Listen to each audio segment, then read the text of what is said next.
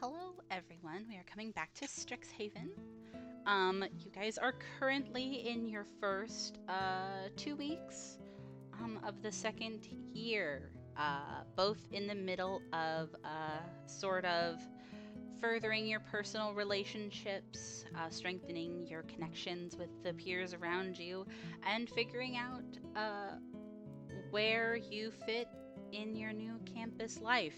And a part of that is trying to figure out if you can prove to your new mentors and deans and teachers, as well as older peers, that you also belong where you have chosen to place yourself. I remember that we last left off. Falin has 2 more experiments to run, which are each about 2 days. Um, and you were doing Lorehold to do an excavation, I believe. Um, During those 2 days, Motiva, you will have free time basically. So what I'm gonna do is I'm gonna kind of popcorn, do Falin's excavation dig mini game, and then I'm gonna come over to you to see if there's anything that you would like to do, and then I will come back to Falin for her silver quill experiment, and then I will popcorn back over to you to see if there's anything you would like to do. Okay. Okay, awesome. Falin. Hello. We will move over to the Lorehold screen.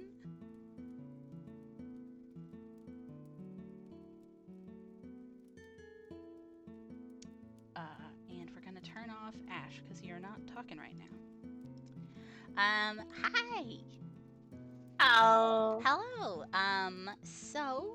You have signed up for your very first dig as a Strixhaven student. This isn't something that you've ever done before. And I have actually prepared a little mini game for it. I don't have a map, because it's basically going to be kind of like a roguelike procedurally generated sort of thing.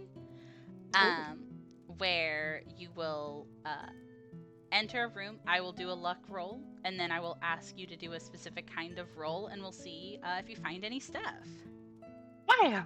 Yeah, I don't have like a list of like notable loot since you're not a like actually a Lorehold student, so I didn't think the actual relics you find were super important.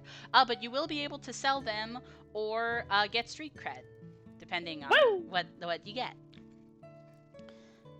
Okay, so do you think, just kind of touching base with Falin, giving you a bit of roleplay beforehand, do you think that there's anything that Falin would do to kind of get ready for that sort of thing? What kind of headspace is she in? I feel like she is excited for discovery, worried about hazards.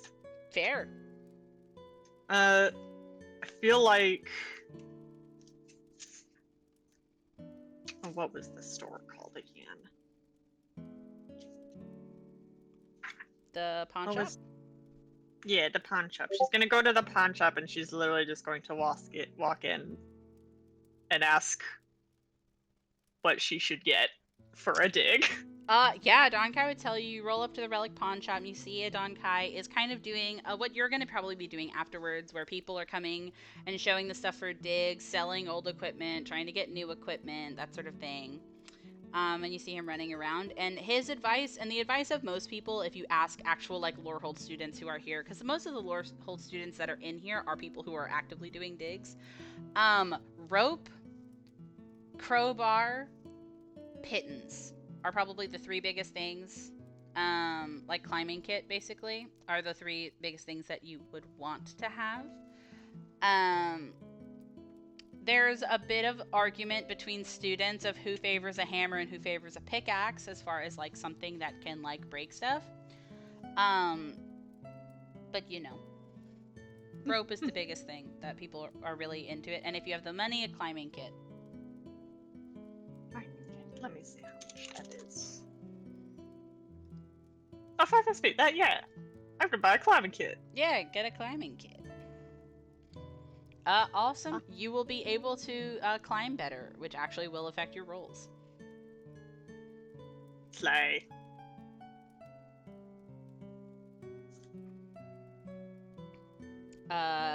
You... Do you have dark vision? Let me double check. I forget who has dark vision and who doesn't in Pathfinder. Where are my senses on here? Oh, here we go. Okay, low light vision. Okay, Slay, you probably would want a lantern of some kind. Or people would be like, but if you can cast anything that makes light, that works. I have dancing lights. Slay, so you have a light source and you have a climbing kit. A lot of people would say that's pretty good for your first dig. Woo! A lot of people actually would go out of their way to actually, like, something really fun. I imagine you came up here to ask a John Kai, and then every Lorehold student in here had an opinion. Red, white, bitches, you know. A lot of people would, assure you that, nobody would give you a bad section as, like, a second year. There's, like, tiers that you have to work up to that get you better and better stuff. Nice. Yep. Flynn would thank everybody for their advice, thank Adon Kai for his help, and is going to tell him to say hello to Motiva for her. Wink. He's gonna give you a, I call it a punch on the shoulder. He basically taps his knuckle against your shoulder, and says, "Don't trip and die." But he's, like, smiling at you, so, like, he doesn't mean it. I hope I don't.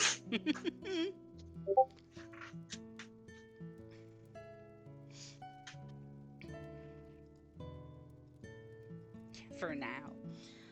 For now. Awesome, yeah. So you can go back over to dig command to go on the dig you've been assigned. Gosh. So you're kind of corralled to a very specific opening, and basically they are like, here you go. This is how long we'll leave you down there before we come and find you, but come back whenever you are done, basically. Nice. Yeah. It sounds a lot more official when they're doing it, but since you're not a Lorehold student, I feel like they keep it really simple. And yeah, so we're gonna start as you kind of get your climbing kit harness ready and you're ready to do the drop. Yippee! Go ahead and give me an athletics check. Nope, I'll say acrobatics. Thank you! Because I'm nice. I'm gonna use my fancy clear dice. My fancy clear dice have betrayed me. 14. 14, okay. So you go do a drop down and you're secured, so it's not necessarily like you are falling free fall. But you realize kind of quickly, as you kind of finish your rappel, that you have never done this. And so whenever you feel your feet hit the ground, it kind of twinges both of your ankles a bit. And you're gonna take 2 damage. That's not bad. It's just 2. It's just 2. But you're now in sort of, it's not necessarily a cave, but it looks like it's basically a half-excavated room.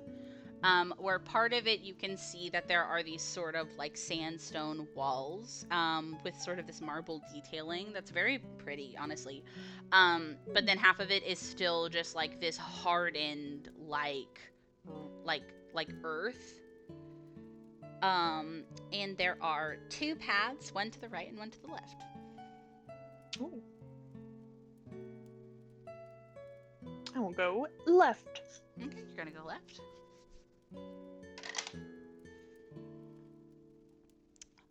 All right. You go left and you find this kind of peters off into a sort of like cave vibe as opposed to like a hallway. But you come to sort of like a cavern that looks like it doesn't really have anything in it. And I would love you to give me a perception check. Ooh. I do perception checks for you. I'm a liar. Sit down. I sit down. I have very good perception. What's your bonus? Plus 13. Okay, Slay. Very good. I did not roll very well for you, but you meet the DC, so that's fine. Yeah, you go to kind of like look around, just to kind of get a feeling for where you are. Um, and there's nothing like of note as far as like loot or relics or things to find. But you do actually see that when you came in here, there was another sort of like exit to this cavern, straight across from where you came in. But you notice, kind of belatedly, that there is sort of like an opening in the ceiling to go up one floor. Oh. Would I be able to reach that? If you use your climbing kit and make me an athletics check to throw up a rope, then yes. Oh.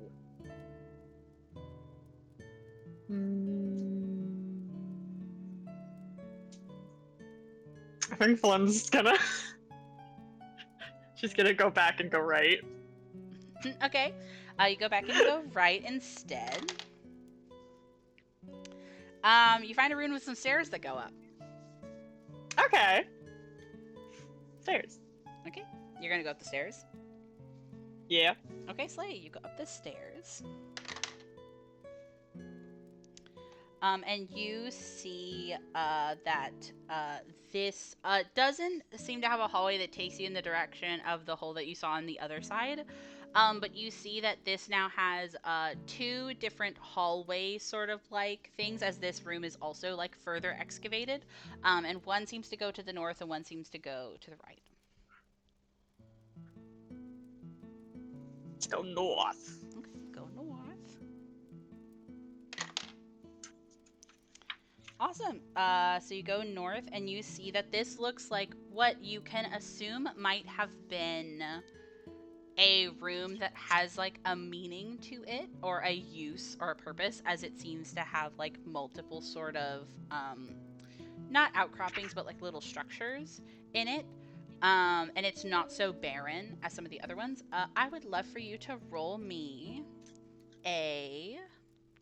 I'm looking at skills.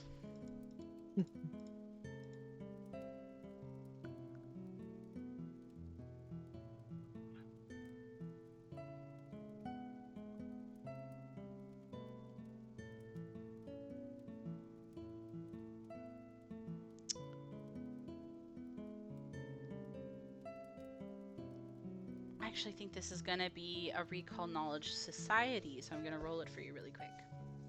Ooh. Okay. You actually put together that this must have been a kitchen of some sort, as you can kind of see where an old oven used to be. Oh. And because you are in a room that is full of stuff, if you would like to potentially recover items to take to the Relic Pawn Shop or turn into Dig Command, you can do so. I would like to. Slay! 1 second.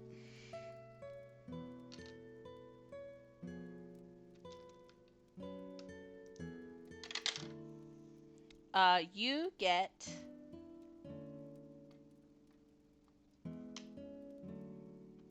So write down, either in your notes or on a notepad, that I rolled 8 for this room. Okay. It means you got 8 things of note. You don't know if they are able to be sold or if they are for renown, basically. Gotcha. Awesome. You would have to go back and around because this room does not seem to have any exits. Yes, I will do that. And I will take the right path. That Okay, was in the room awesome. before. Yeah, so you go out of the kitchen and you go to the right. And you actually come to what looks like it would have just been a hallway, but it actually has had a cave-in. So the floor, there is sort of this like gaping hole in it that you can either try to get across or you can go down. Ooh. Cross or down. Can I... Am I able to see what's down? Let me look at your senses.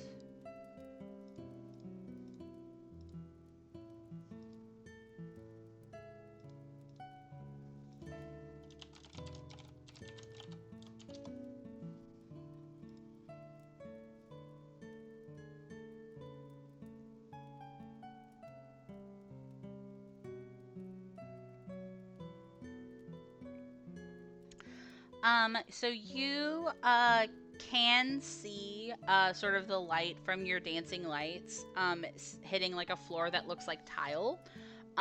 But if you send them down there, you have to send all 4 of them down there because they have to stay within 10 feet of each other. But if you want to send them down there to see if you can see down there, you can. You would just be in darkness up here. I will do that. Slay. So you go and you do that. 1 second.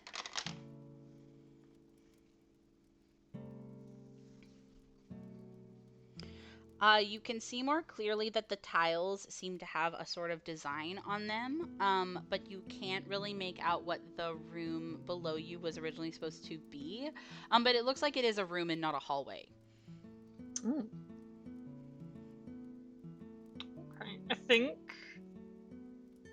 what Flynn's gonna do, she's gonna first try and go across, and then she'll make her way back here after she checks out what's across. Okay, awesome. Go ahead and give me an athletics check to get across. Stop. 16 plus 8. 24? Why is your athletics so good? I don't know. I'm trained in it. That's crazy. That's crazy cool, though. Sorry. Anyways. Yeah, you get over with relative ease, actually. It looks a bit more daunting than it ends up being. And you kind of, like, throw your rope over there, and, you kind of pitten and rock climb yourself along a wall to get over there. And you go across.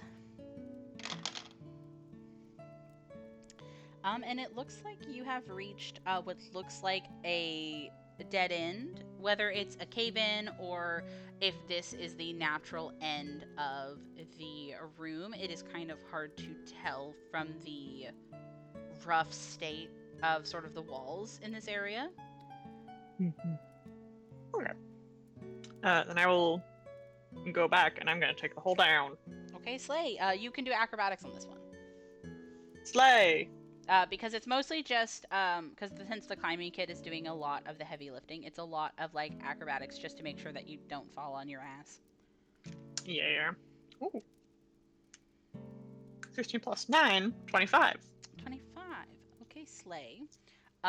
You go ahead and you sort of rappel down, and you feel like you're starting to kind of get the hang of the situation.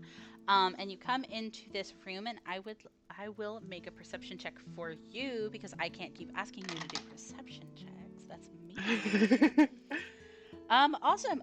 You come into this room, and it has this really beautiful mosaic floor, as I said a minute ago. But you find really quickly that this must have been a bedroom.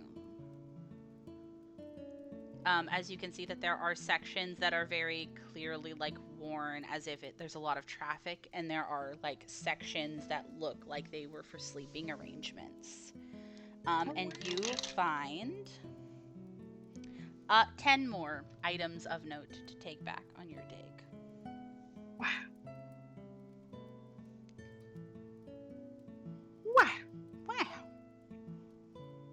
And this room, it seems like it seems to have one exit that is to the south. Then I will go south. Okay, Slate.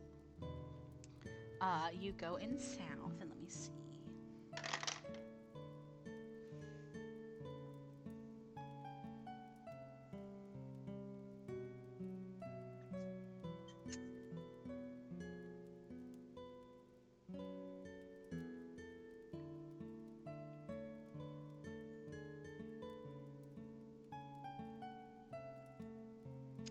You end up coming out to sort of this hallway that looks like basically like an intersection, where there's now a room to your south, also to your right and your left.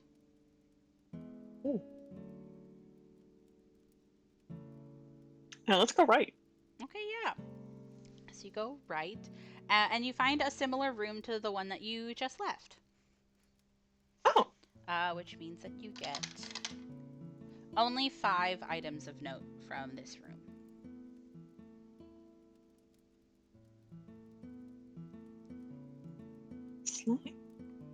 I will go back and go left.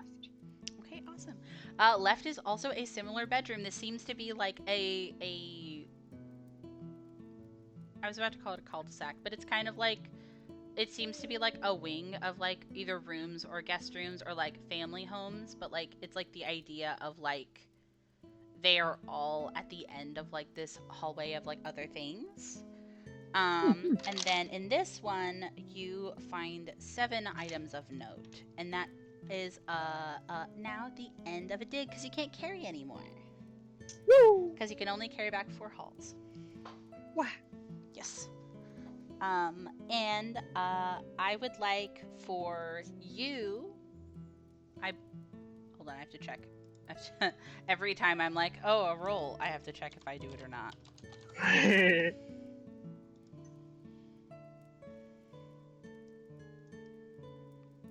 Yes, I would like you to roll me a survival check. Oh.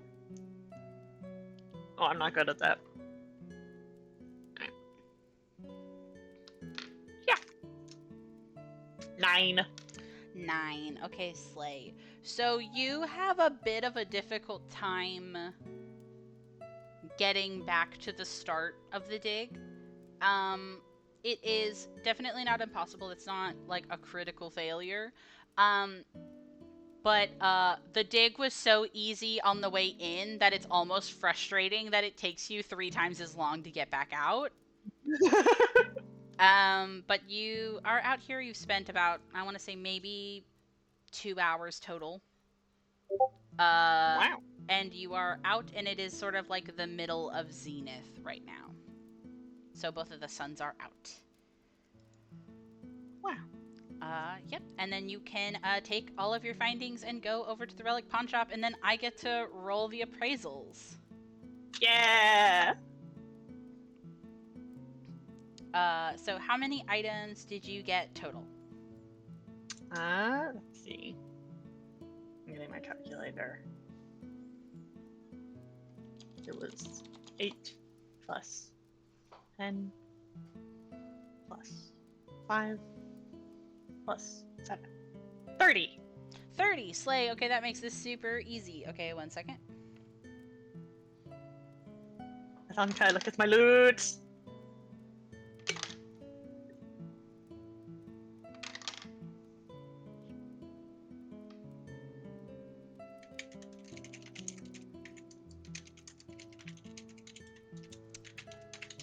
Of those items, 25 actually are sellable. So you have 25 silvers. Wow! From your haul. And then 5 of them are items that they have not seen before. So they are actually going to catalog them. Adonka is going to catalog them in the Relic Pawn Shop. And turn them in for study for the Lorehold campus. Yay! Yes. And that's how digs work. It doesn't pay that much, but it's because you're a second year, and also if everything paid you a lot of money, jobs would make no sense. But it's a fun thing to do if you want some extra money. Yippee! And that's kind of what they do all the time. And I think this is a really good example of like Lorehold, where it's technically like, it's technically a very exciting campus to be on, and it's technically has a lot of dangers, but a lot of digs are kind of like what you did, where it's a lot of boring, and it's a lot of looking around, and it's a lot of digging stuff up, and just hoping that it's interesting for the majority of students.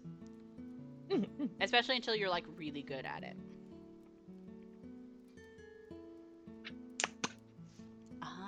But that's all I had for your Lorehold section, unless there are people that you wanted to talk to on Lorehold.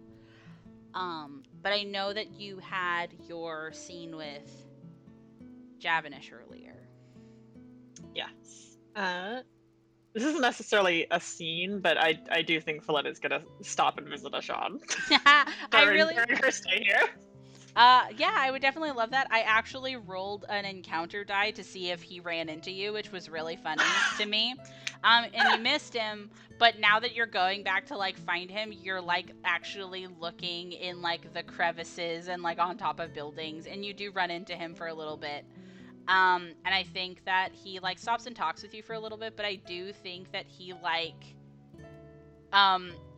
gives you a lot of shit for how much dust you have in your hair. You know? And this is why I'm not a student here. Adding it to the list. I mean, I don't know if you'll get any better with all the mud on Quandrix. I can't imagine how much it might flood when it rains. It's better than all the mud on Witherbloom. You're not wrong. Plus, I'm in a. The dorms are like towers. I'm fine. I'm fine. Yeah, you'll be I hope I'll alright. be fine. Thank you. He pushes on your shoulder a little bit.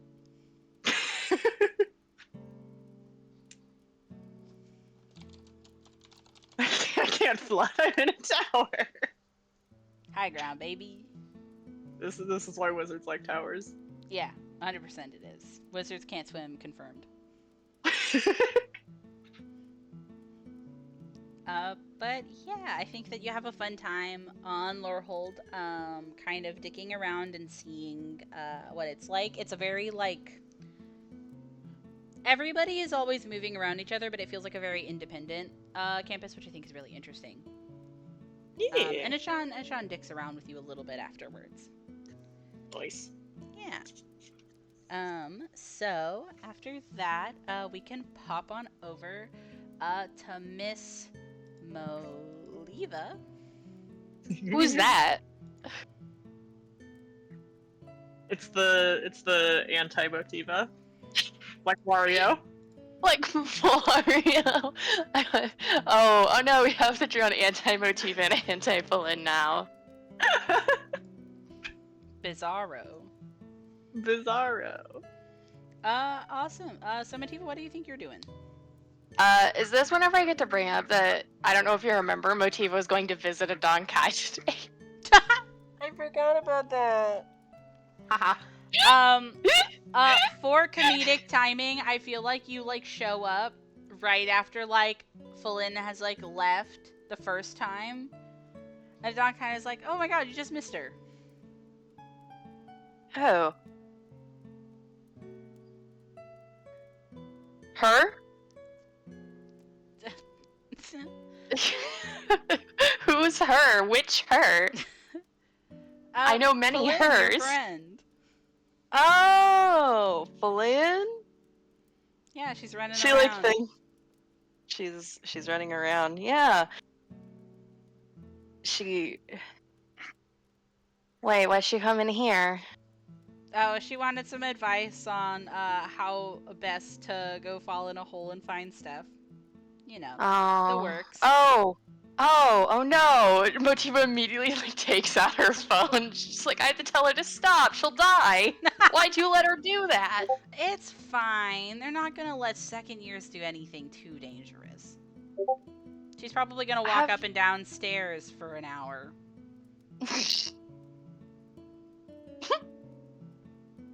Little did they know, she did walk up and down stairs for an hour. She did walk up and downstairs For 2 for an hour. hours. 2 whole hours. 2 hours, in fact.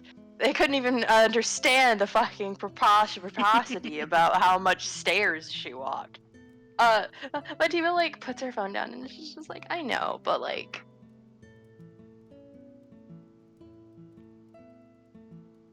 what if she gets hurt? You can text her if Or you she want. gets a rock in her shoe. No, if I texted her, I probably wouldn't reach her because signals. Sending stones don't have signals. Oh my god, you're right. She immediately like busts out her phone. Motiva, like, the service. Donkai is like, you're so silly like that.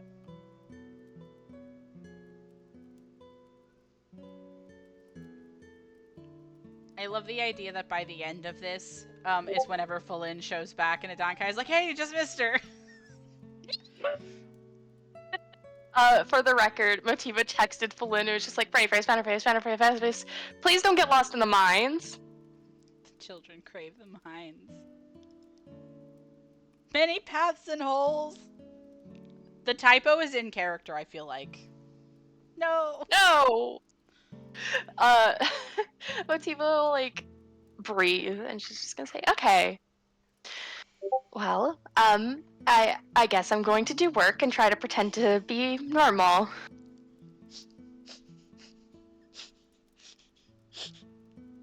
Yeah. For the recording, Flynn's response was, "There's like 5 bedrooms." It was really funny. It's really funny. I love Flynn. She's so excited about discovery. I love her.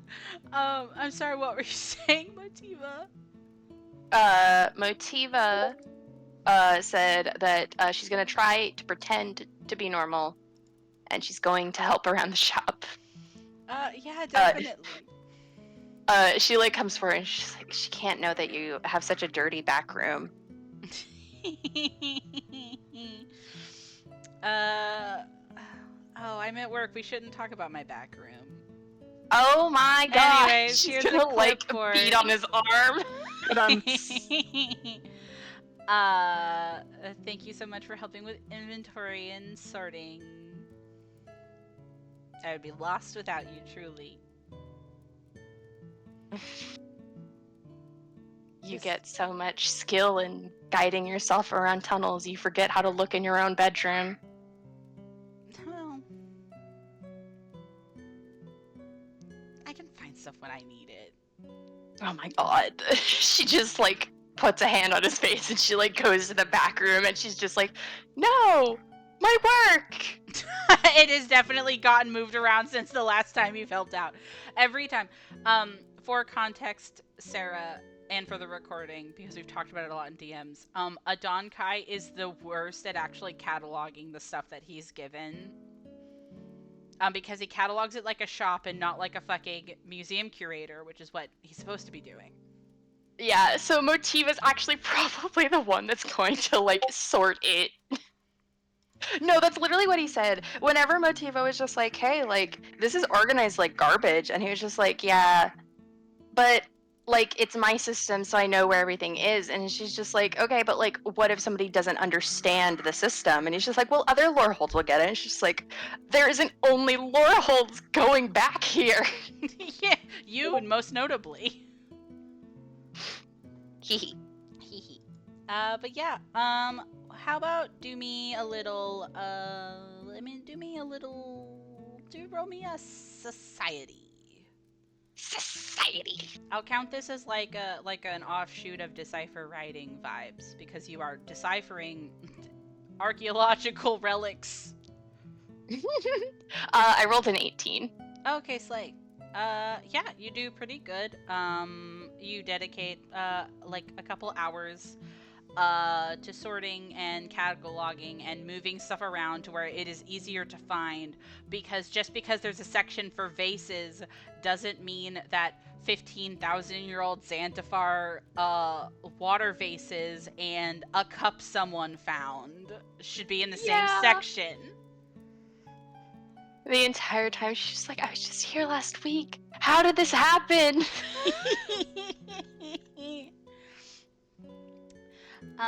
But you do some work, and Adonkai definitely like appreciates it. Occasionally coming in the back to check on you, and even though you berate him and you kill and smash at him with a rock, he seems like legitimately happy to have you working at the pawn shop again. They're gay. Yeah, they're gay, Your Honor. They're gay. I'm sorry. I think he would give you a kiss on the cheek. It's embarrassing, but I think he would do it. It's embarrassing. They absolutely do. Don't worry. She would give a kiss back. Don't worry. Nice. Cain instinct still. Yeah, 100%. Like a kiss on the cheek, and it's just like, I'm gonna fight you. That would be unfair.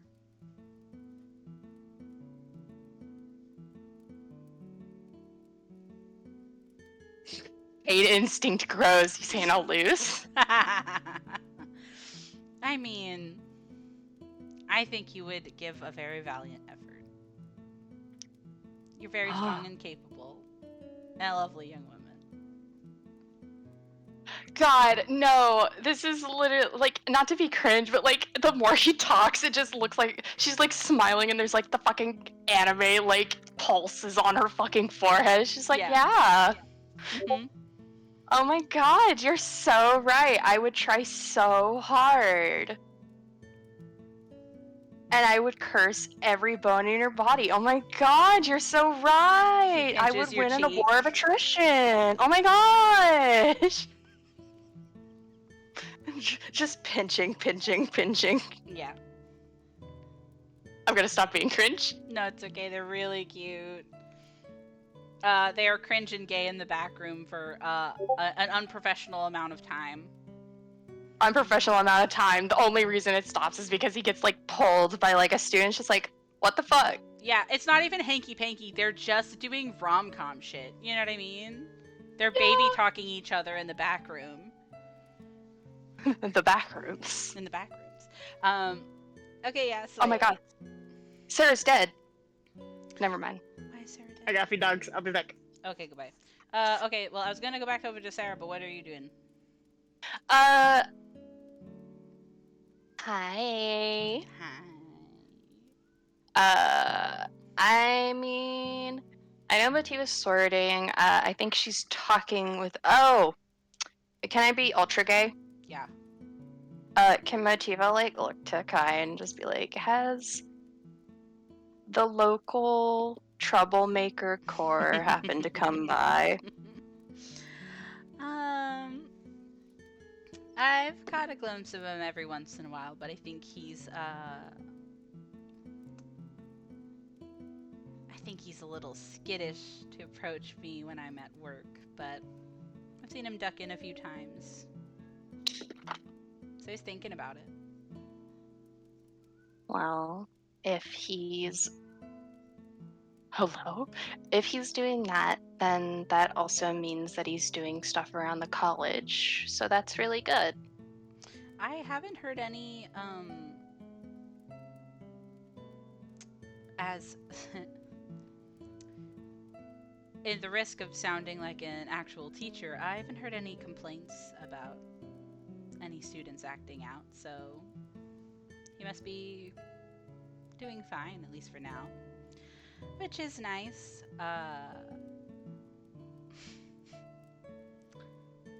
If I have to just be here and hold out my hand long enough for him to actually come up and talk to me, then that's what I'll have to do. He's just a little puppy. Give him some food and he'll run to you. I wanted to make a joke about leaving out food for him, but I thought it would be uncouth. I can tell you the food he likes. Ooh. She's gonna like laugh a bit and she's gonna say, you know, you caught me on a date once. Maybe you could catch him. You know? The only food he doesn't like is onions. It won't be hard. Maybe I'll try it. Who doesn't like free food? You know? Fruits. And if it's a date in a public location, then there's a little less of a chance for him trying to swing at me, which is fun. Oh, she's like gonna like look at his face. She's gonna say, "Oh, I hope it's not a left hook, but maybe he won't take a swing." It's okay. Even if he bites, I'll behave. What happened to all the bravado about how you could take me in a fight? Just use that. I could, but I don't want to. I want to fight you, and I don't want to fight him. I think it would be pretty funny. It could, but I think that if anything, if we fought for real, it would just make you sad. Oh. Yes, probably. But if he is really asking for a knuckle sandwich, I can feed him. Okay, so you can get him a sandwich and then another sandwich. Okay. Good to know that he'll be well fed, but like, where will you be at the end of the night? I'll hopefully back right where, I want to be. Anywhere and everywhere?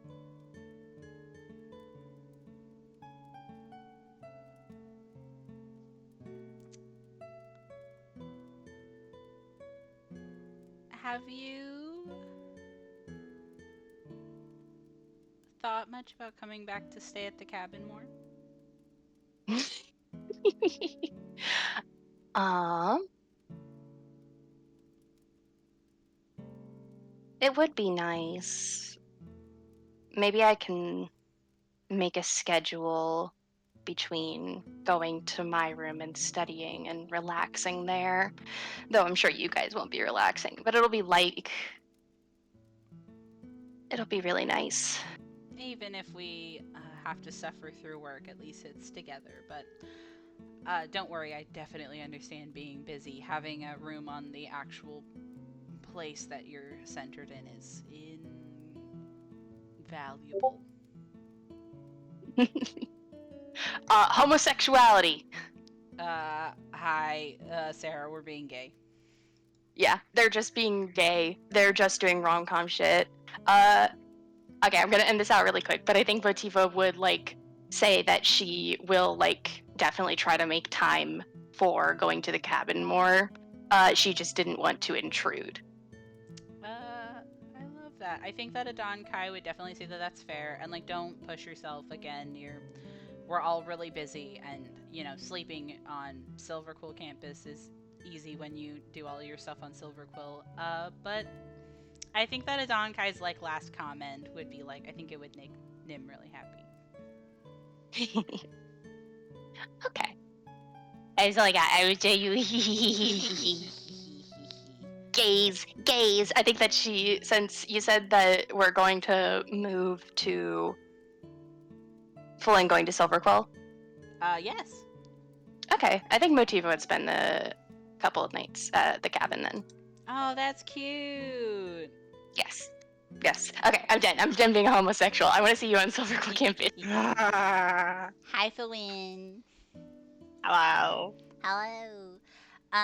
Okay, so you finish up your 2 days in Lorehold, and it is eventful and also not eventful at the same time. Very busy, but also very much an island in a sea of people and dust. So getting to like put yourself together and come to Silverquill, it is almost shocking the amount of like. I don't want to say I don't know how else to say it besides like quality difference in like the elegance and how nice the buildings are and how clean everything is and how plush and like luxurious everything feels.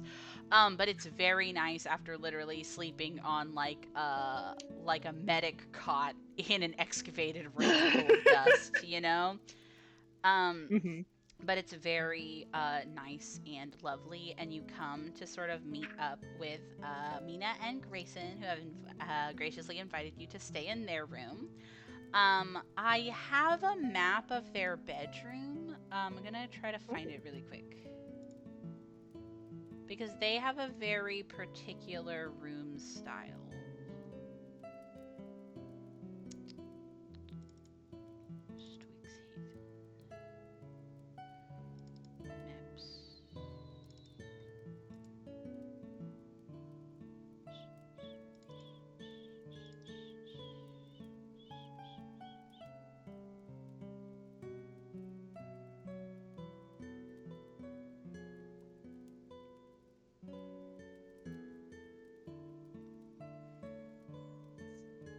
I'm so sad. I really did think that I had a picture, but I don't think I do.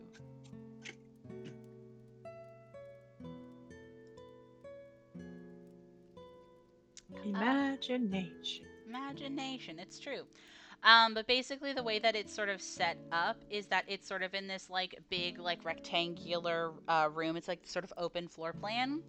And on one side, it has like each person's like bed and like their furniture and their effects, and it's sort of like decorated very like minimalist but stylish, very like luxe feeling on both sides for both Grayson and then also for Mina.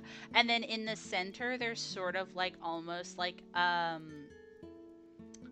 conversation pit with like couches and like a nice table. So it like is whenever you're in a Silverquill dorm that has multiple people, you are very aware that multiple people are in that room. whether it's to incite people to want solo rooms or not, there's not a ton of privacy for the lower ranking rooms. But you're welcomed in. The couch is sort of like this, like U-shaped sectional. So Mina goes to say that, oh, you can sleep there, or, you know, if you don't mind snuggling up, mine is open, or we could always kick the boy to sleep on the couch to be a gentleman. So and I go ahead. well, I was gonna say I wouldn't want to into too much.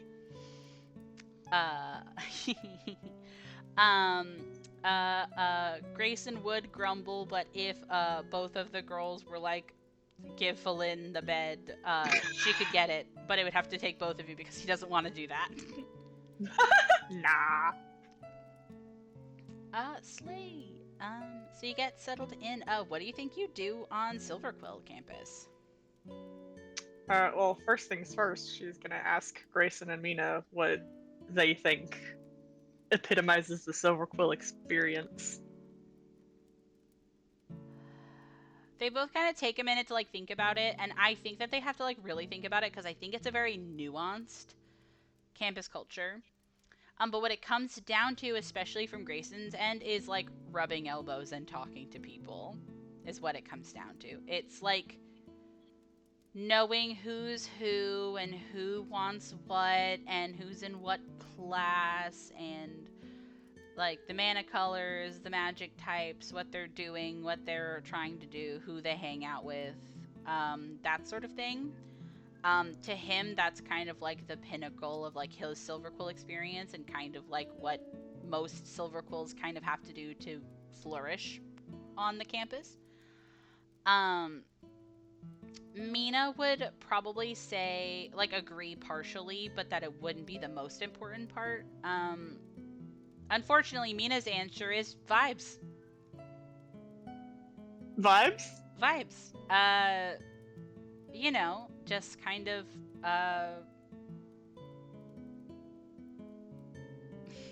I guess if you wanted something specific, most of the Silverquill experience is kind of just trying to focus on your craft and become a better wordsmith. Or, you know, other kind of skill, but there's sort of like this idea of excellence. So a lot of what I do is I walk around and I like to, like, you know, talk to people and that sort of thing. But a lot of what I do is just relaxing and trying to get better at writing. Really.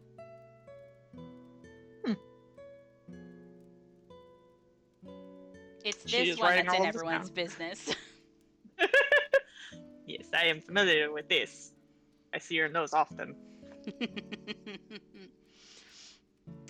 He just kind of goes to delicately cross his legs and say, and that is why I'm so good at what I do. Do either of you have recommended activities or locales on the campus? Grey Room fucks. Both of them love going to the Grey Room. That's kind of like the thing to do on Silverquill. Unless you're like window shopping at Silver Linings. There's like other places technically, like there's the Dramarium as a whole, there's like the Rose Stage, and there's the Hall of Semantics and stuff like that, but you kind of like go there when there's like a point, you know? And that's why, like, Mina was saying, like, oh, a majority of being on Silverquill campus is kind of just relaxing because you can go and you can go to the spa, or you can go and just practice by yourself, or you can go and, like, watch people perform and that sort of thing. But there's not, like, a ton of, I don't want to say substance. There's not a lot of fluff because everything is either work or play is basically what I'm trying to get at. Gotcha. I don't know if this makes sense, but I'm trying to crystallize my vibes to give to you. No, this is good. Sorry, I am just writing. Slay. Ash, I hope that this all makes sense and is in line with how you understand Silverquill.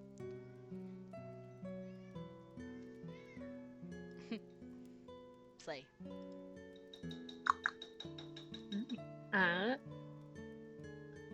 Excuse me. I think next Flynn is going to ask what they are both planning to do for their day, for both of the days that she's staying here. Oh, that's fun. I think that Grayson is very quick to answer that he has a very rigid routine.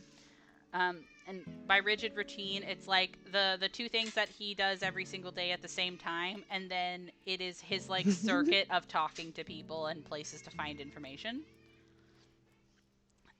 He would say that right now he doesn't really have anything super pressing that he's investigating. So he's probably gonna kind of walk around and talk to like his contacts, basically. Try to figure out what he wants to write for the week. And then Mina would say that she's actually planning on having a night in because she wanted to kind of work on setting up some articles that she was planning on writing. They are actually probably the busiest of the people that have hosted you because they write articles every week. Like, they're busy. Yeah. But Mina would love to like entertain you as like a guest legitimately. I think she's very she's the reason why you were even offered to stay in the room. I feel like Felin is going to ask them if she can like shadow them, like one each day. Oh, that's really fun. Roll me a diplomacy.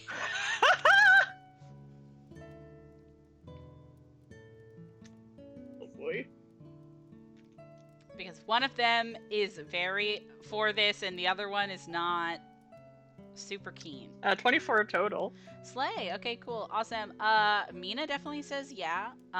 Especially because like she's gonna be staying around anyway. So like she'd be like, oh, you know, and if you wanted to talk to me about stuff, you definitely can. Blah blah blah blah blah blah blah. Grayson looks more apprehensive about it, but he basically says if you can actually shadow me, as in be out of sight or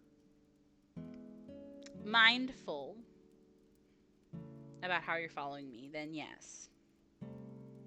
But a lot of my conversations will be with people, and it will be very weird if I suddenly am like, this is my intern, she goes to Quandrix. Understandable. Thank you.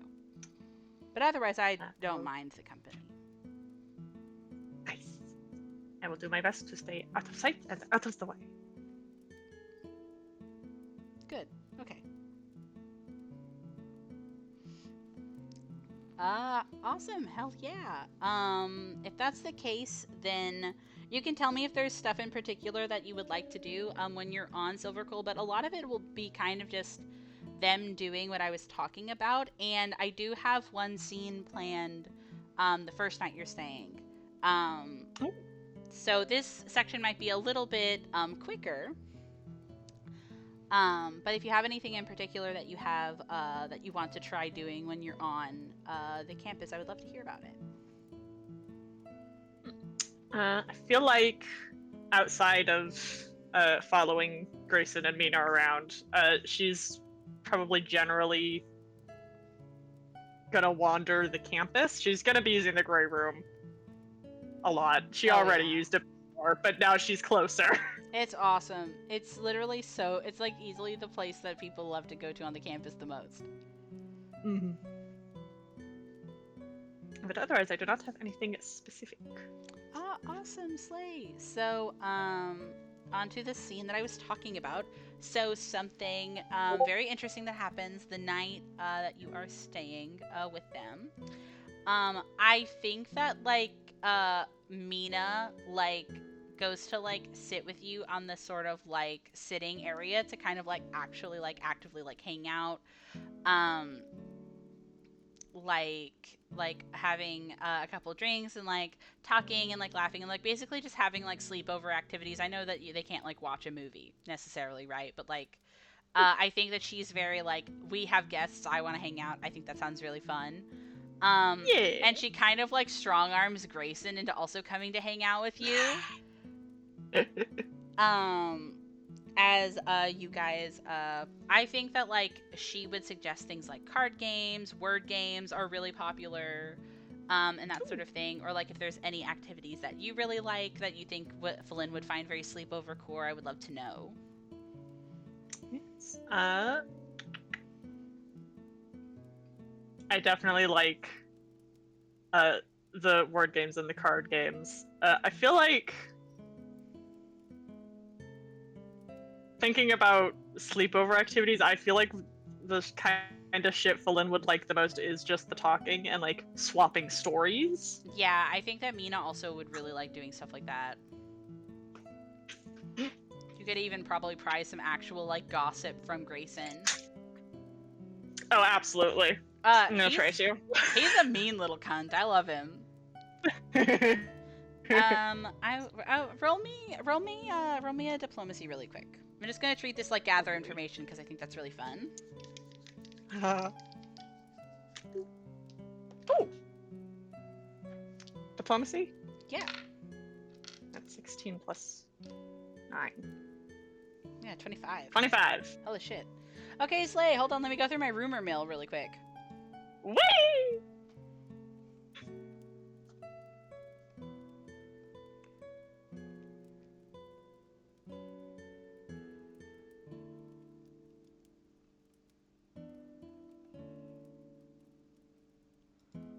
I hope you guys are having fun. I think this is really fun.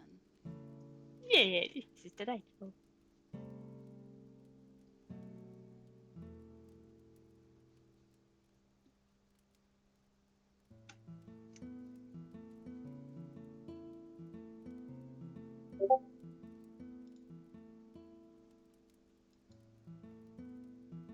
Incense.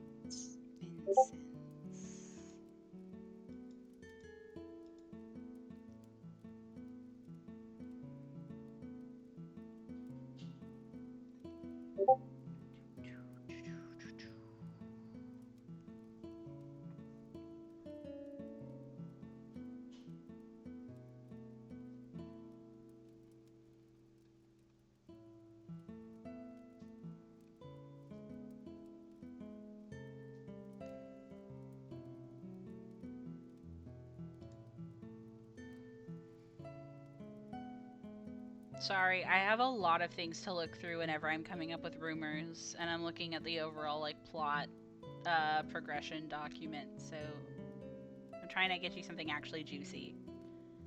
It's okay, take your time.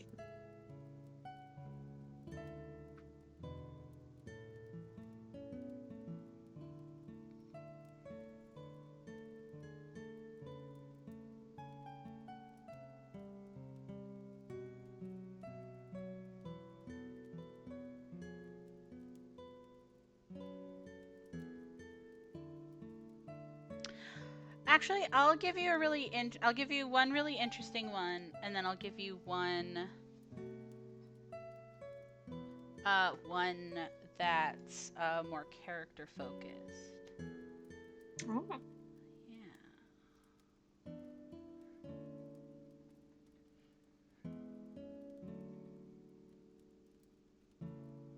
Ooh, excuse me.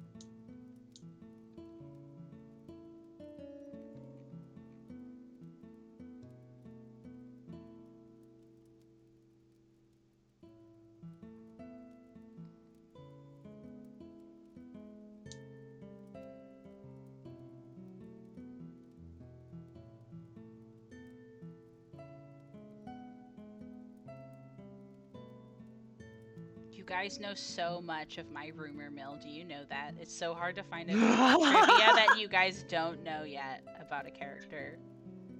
We're plugged in. You are plugged into the scene. It's the only reason why this is taking so long.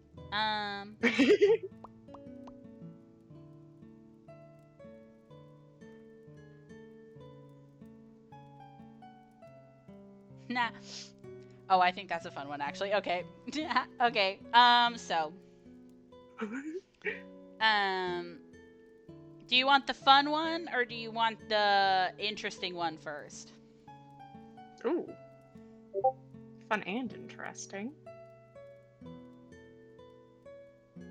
Let's do the interesting one first. Interesting one. So this would actually be, I am assuming, I don't want to say that you guys are actually, like, necessarily getting drunk or anything, but, like, the idea that there, like, is, like, you know, a little bit of drinks, you know what I mean? Some watered down brandy, you know what I mean? Just have some fun.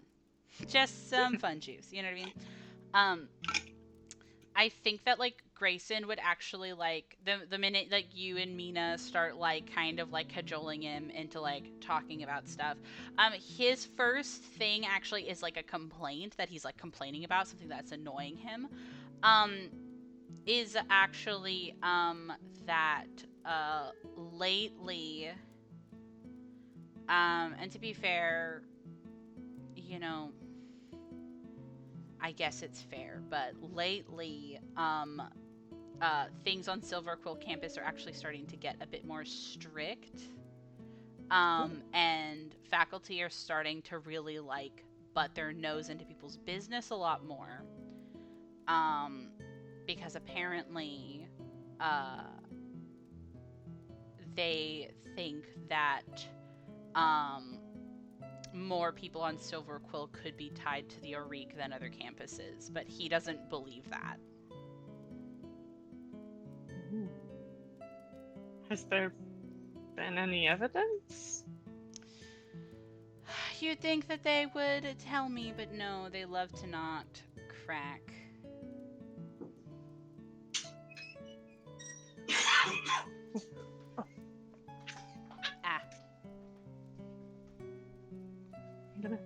Okay.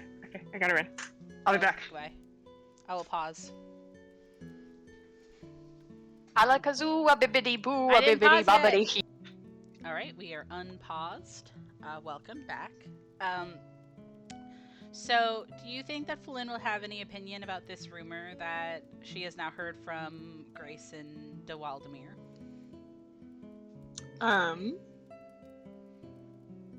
In her head, she's thinking, this isn't so wild for them to be poking their nose into Silver Quill students' business.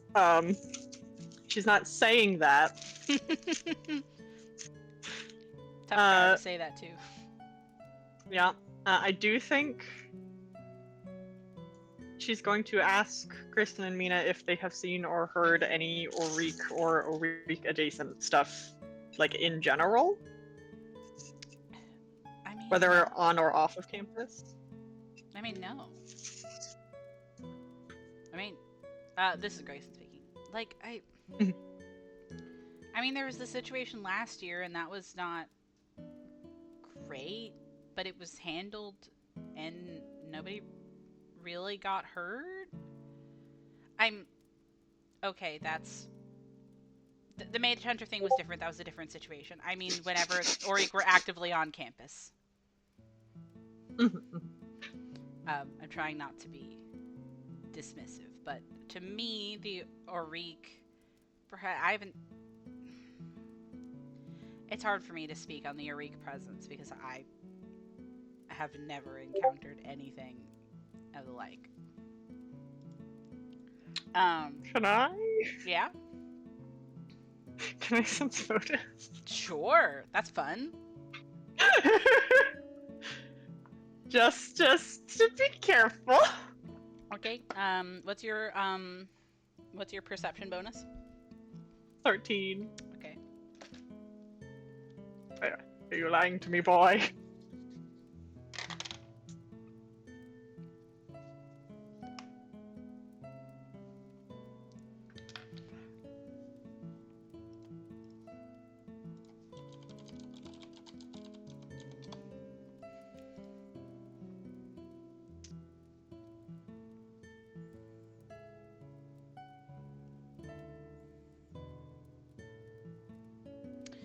Nothing seems odd in how he's acting. And you do get the idea that he does seem like legitimately annoyed. Whether it's because of like people looking into the Auric in general, or if he just doesn't like having faculty in his business. Or if there's or if like that has like happened to him specifically, you can't really pick up. But he's not acting weird. Okay. Which is actually how sense motive works, which I think is really interesting. Is you're trying to pick up to if people are acting out of character. Yes.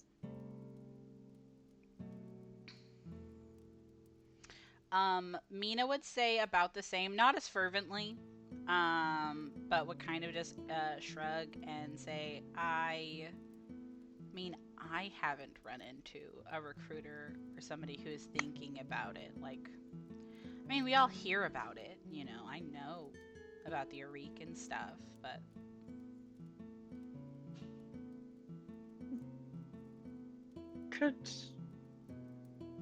Could I ask a favor of you two, actually? what's wrong?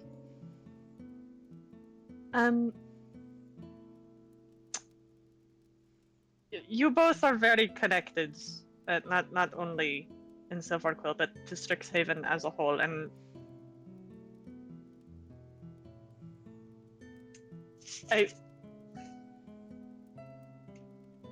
if there is any students who are getting involved in Auric activity, I highly doubt they will have any leeway to make that known to faculty. I think the faculty would have a harder time spotting that.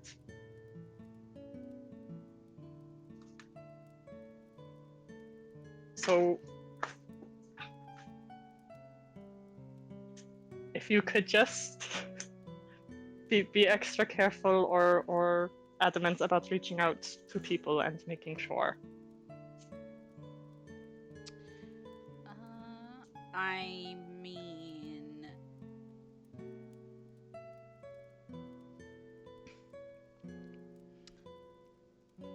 well, it's hard to say no when you're so worried. But don't worry, if anybody's doing illegal shit on campus, though, they would have already been known. I would have had their names all over everything. So take it from me when I say I haven't seen anything. But if I did, and you see her go to do a across her like neck thing, you know what I mean? Fun fact, that actually is a thing about Mina. Her journalism actually is specifically trying to uncover corruption and people who are getting away with shit. Like, that actually is a thing. She is a white mana Silverquill. Wow. Yep.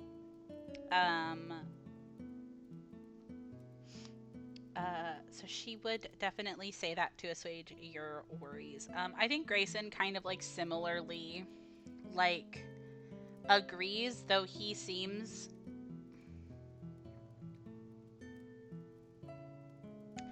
I want to say confused on how he can necessarily help. But he doesn't say that he won't. You know what I mean? I think you can help more than you know. It makes me feel better. I mean, if you know somebody that you think is involved, you can tell me.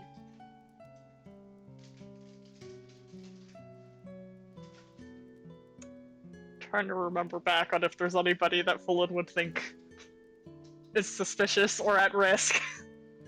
I think that's completely up to you. I don't know if you've gotten any names on people that you think might be like in the course of the game, but if you have people that you in particular like, I am worried about them, or I think they are sus, you can tell Grayson. He'll try to find out. Oh man.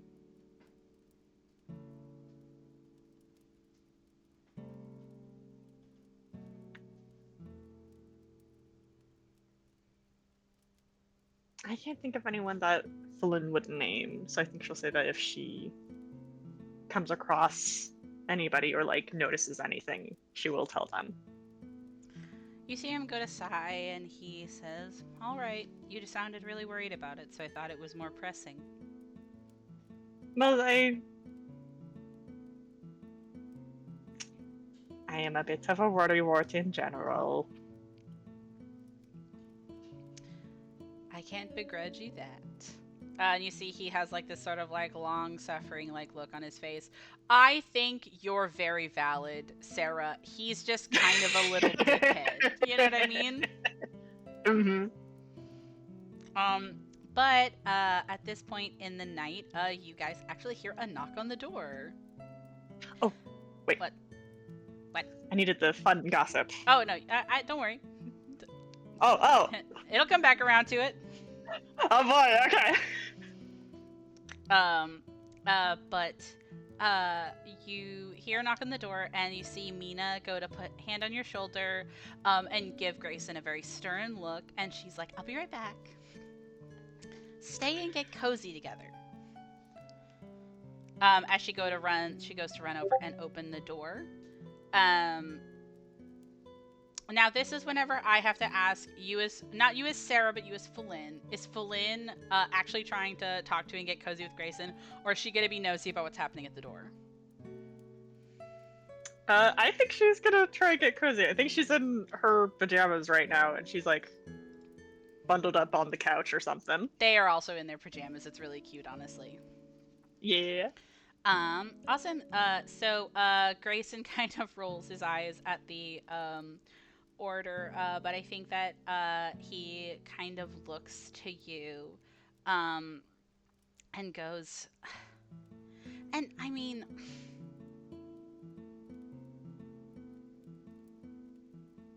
now listen, I'm not gonna give any opinions on people's taste. Oh, heavens forbid. But Chavanish might need better taste. Huh? I heard through the grapevine. You know who Javanish works with? I feel like I do, but I don't remember. That Javanish works with River. Yes, there we go, that's right. His co-worker, the one who's constantly magnetized to the face of that other second-year Witherbloom. Mm-hmm. I just think that's unprofessional. I think that if you're... I don't know. This is... Ooh. I don't even know what to do with that information.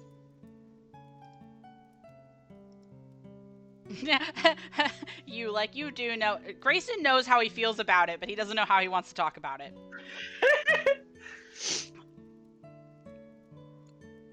But kind of as you guys both are kind of like discussing that, you reeling from this new piece of information, and Grayson like obviously disdain. And it's not aggressive, but it is kind of like in that catty mean girl way whenever you're talking shit about someone, you know? But you actually hear a noise from the door. You see that through the course of you cozying up with Grayson and talking, Mina has not like closed the door behind her, but has like kind of like stepped out and was like holding the door open a little bit. And you hear a sort of like high-pitched noise that almost sounds like a little squeal. And as you guys go to kind of both look up at the door at the surprising noise, you see her poke her head back in. She says, actually, I'm not staying here tonight. You guys have fun. And then she slams the door. Felina's running up and is going to open the door and peek out into the hallway. Are you going to try to do it, like, stealthily? No. Okay, hold on. I have to do a bunch of rolls.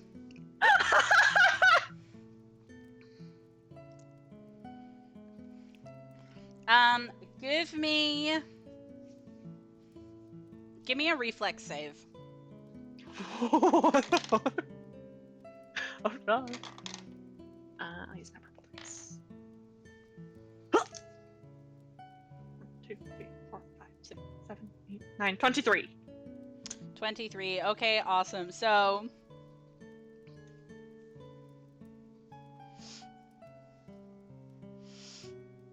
okay. A very funny string of events happens. You like vault over this couch to get to the door, right? But you're dressed down. You were comfy. You are not. You're very fast in this moment for you, but like realistically, how fast you can actually get to the door to like throw it open. And I feel like there's like almost like a scrabbling sort of noise as you do it. So by the time you go to kind of like wrench the door open to look outside, you hear another noise of surprise. And then a hand grabs the doorknob and closes the door with your hand still on it. Like you don't like get slammed on it, but it's basically like, please respect our privacy at this time. Have fun. Your friends. And that's Mina making little heart emojis at you. I got a 24. I just barely beat you. Oh my god! Don't make me lock this door. Felina's gonna look back at Grayson. The sourest, most annoyed look ever.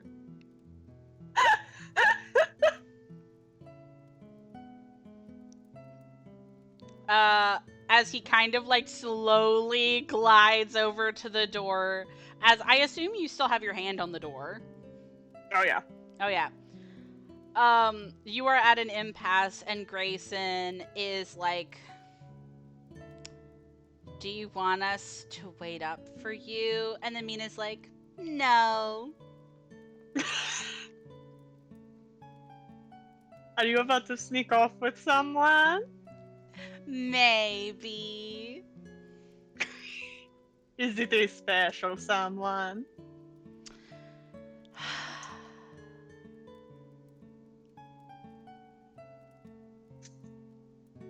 You know, I think I could keep playing at this game all night, but I feel like if I keep teasing around the bush, I think she'll burst into flames. So I'm gonna go. I'm gonna lock this door, and you guys are gonna get some quality time together. And Grayson, if I see that you picked this lock when I come back... Grayson looks away.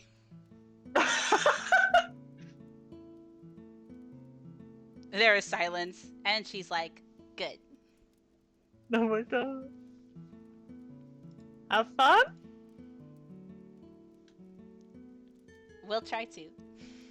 Yeah. And you are left alone all night with Grayson. As Mina has now abandoned her post.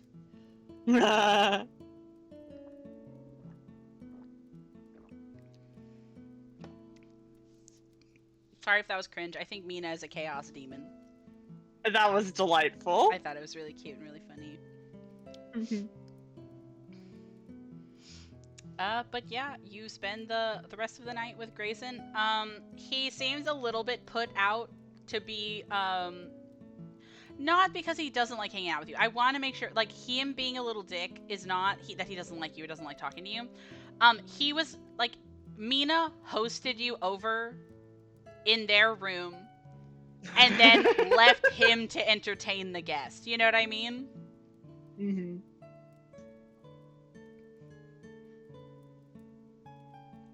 But yeah, you guys just chill unless there's, unless you want to keep talking, about gossip.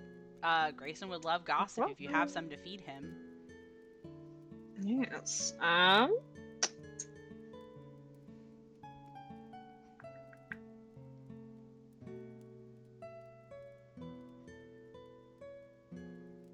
This isn't her feeding him gossip.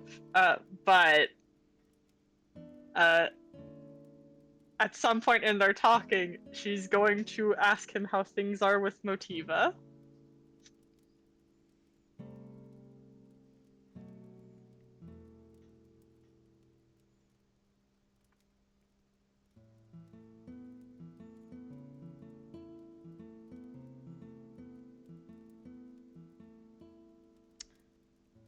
Would there be a reason why it isn't going fine?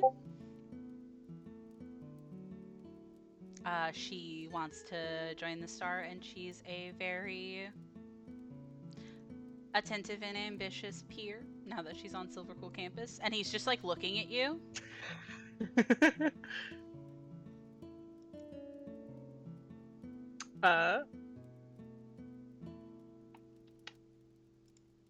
I think Fallen will nod in agreement. Ooh.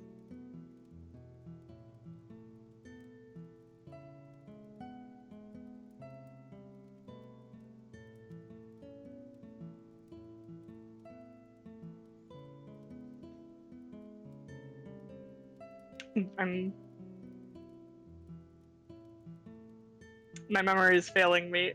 Did Motiva say anything to Fallen about, like, not talking about the fact that she's dating Adonkai and Nim?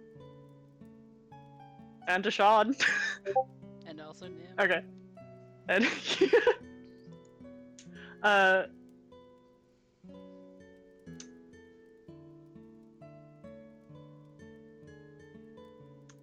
okay, so I think Fallen is going to nod in agreement. So yes, I'm very excited to see her advice columns. I think she's. It seems like she's going to have a very busy year. After her first year, I'm not surprised.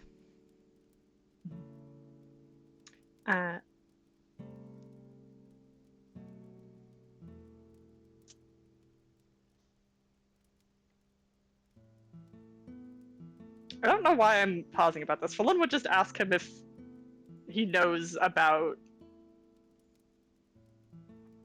Motiva and her boyfriend's citation. Her harem. Yeah, actually, he would very easily be like, oh, yeah, I had definitely heard about that. How do I say this politely?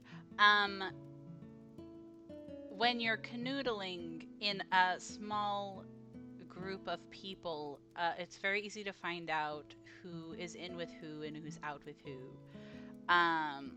Especially when it comes to faculty. So I don't think any of them have been hiding their affections, but I wish them all the best. This came up in conversation with her recently, and it's honestly not surprising. I don't know if you know this. Relations between faculty and students are definitely not uncommon. Yes, I have been made aware of this.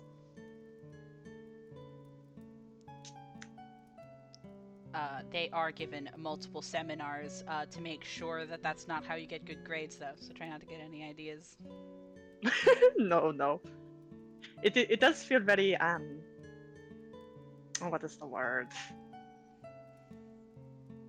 Scandalous. Because this is not necessarily a thing that would have happened in the colleges back home. Oh, I definitely agree. I don't think that other schools generally give it the same sort of brevity. But checks and balances, it's been going forever. The fact of the wide range of ages for students, I think, also is a factor. Having a lot of faculty that are not direct professors, I think, affects it. I don't know. That's about the specifics that it makes sense to me. Yes, I wish that they got I'm more glad scandalous, honestly. It would make for a very good reading, wouldn't it? Mm-hmm. I am curious. Do any of the other faculty have relationships like that? Oh, yes. Currently? Cinder and Neri actually, I think, eloped yesterday. So you won't find them on campus for a while.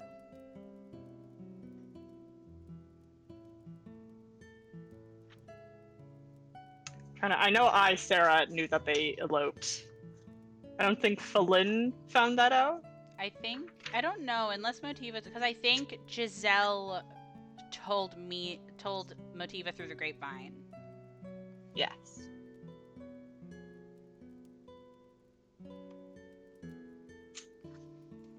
Ash, answer. Oh, Ash is typing, cool. Yes. Okay.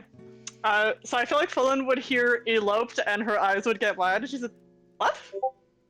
Oh yes, it wasn't a common thing for people to know ahead of time, but I know that Neri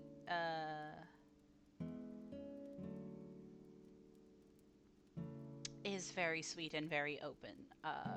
So I heard whenever she was telling one of her friends about it. But it only commenced again yesterday. I'm not quite sure how long they're going to stay away, or if they're going to come back, but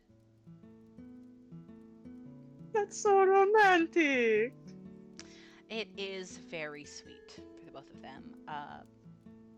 I believe they were childhood friends or something like. I love the idea. So sweet. I love the idea that Falin is getting teary-eyed thinking about the romantics, and Grayson is like, "Yeah, that happens." Yeah. Yeah. Grayson, I have a question for you. I'm a little worried about this segue, but go ahead. This may be prying of me, so you do not have to answer. Do you ever want to get married? Oh, I will get married. Preferably between 5 to 7 years from now. It's kind of my goalpost, my timeline. No, I shouldn't be surprised that they're treating it like a business plan. It is. Marriages are partnerships. Legally binding yourself to another, mostly for life, I think should be a decision that is taken very seriously. I think that love is not a bad reason to make the decision. I feel like it should not be the only reason. I think that there are people who can be in love that shouldn't get married. So I'm going to take my time and I'm going to find the right person to join the Wildemere family. What would happen if you fell in love with someone and they didn't want marriage? They just wanted to be with you.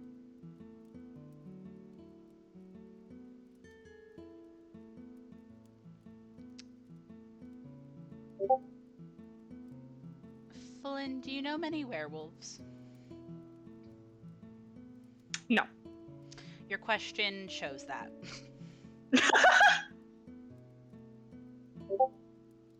Can you explain further? Traditionally, legal marriage has not been something that matters a lot in werewolf culture, but of course we adapt to the modern age. Cultural practices kind of have a diffusing effect.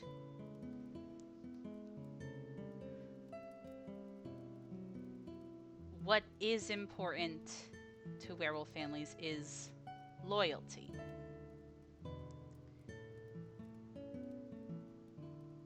The idea of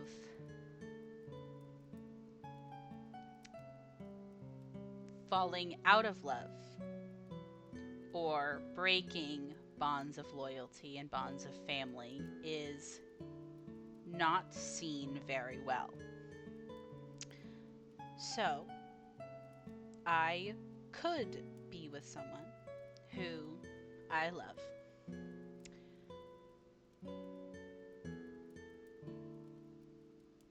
To me, what would help me the most is if marriage was included in that, but what would matter most is that that is a decision that we come to that will not be a decision we unmake later. Okay. I do not mean to be crass. Werewolves do not generally get second chances when it comes to relationships.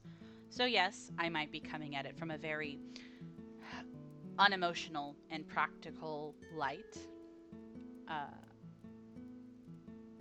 I would like to avoid any of the unnecessary opinions that would come from having multiple partners or being divorced, for lack of a better way to put it.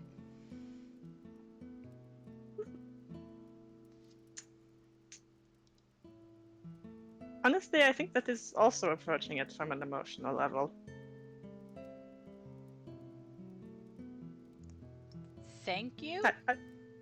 I do not think you are as strictly pragmatic as you think you are.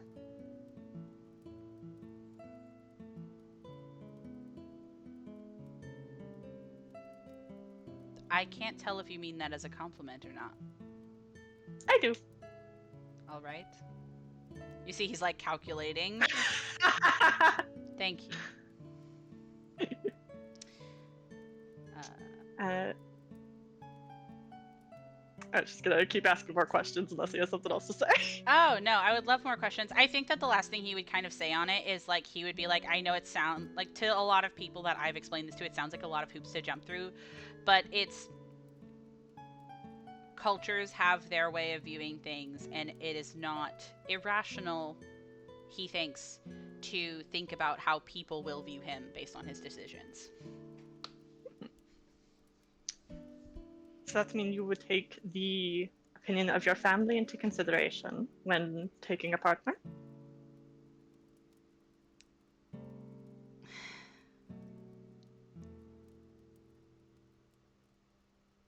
Yes and no.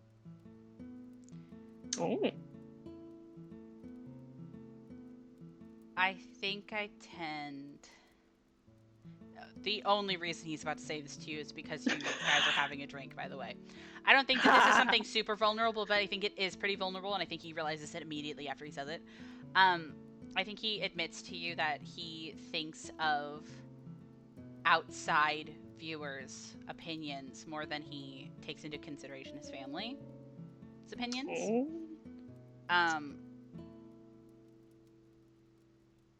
Which you can inquire about if you want, but I think he says that statement and then doesn't continue his thought process.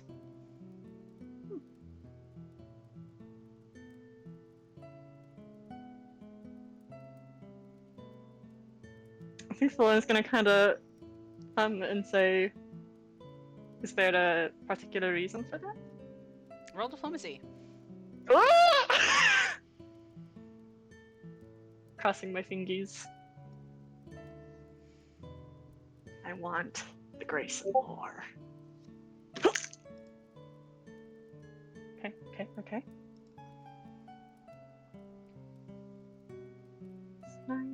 21. You go to ask that, and he almost like sighs, and it's like, it's this weird mix of like, and I think with your perception bonus, I don't mind giving this bit to you. It's like an annoyed sigh, but there's almost like an undercurrent of fondness to it, and he says, well, because sometimes their opinions on that sort of thing just... They have opinions and ideas that aren't always the right decision. I know that the minute I am attached to a partner, they would be immediately supportive, and that's not what any of us need.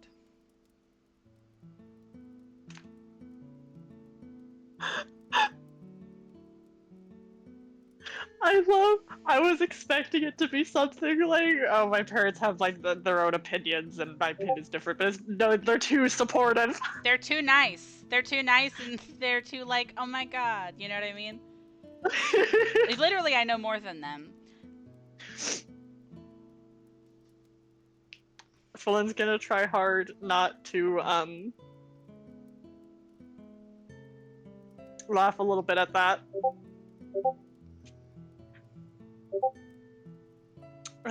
Normally I'm I'm not used to people having complaints about families being too supportive. Yes, well, it sounds really nice until you're the position we're in.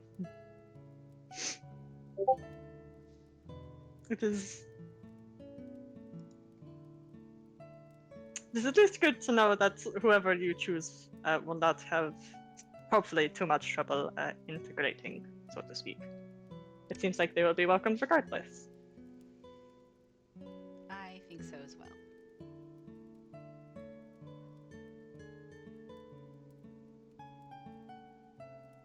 You're asking me a lot of questions right now, Flynn. Yes, I like getting to know you.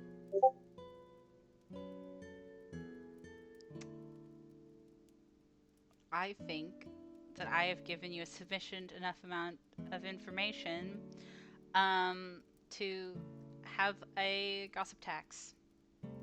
I think you should tell me some things about you. Alright, alright. What would you like to know?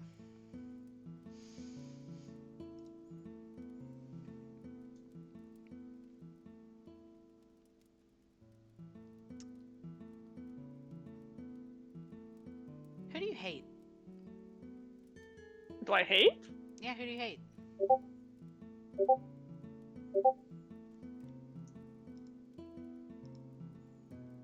I think Fallen spends a really long time thinking about that.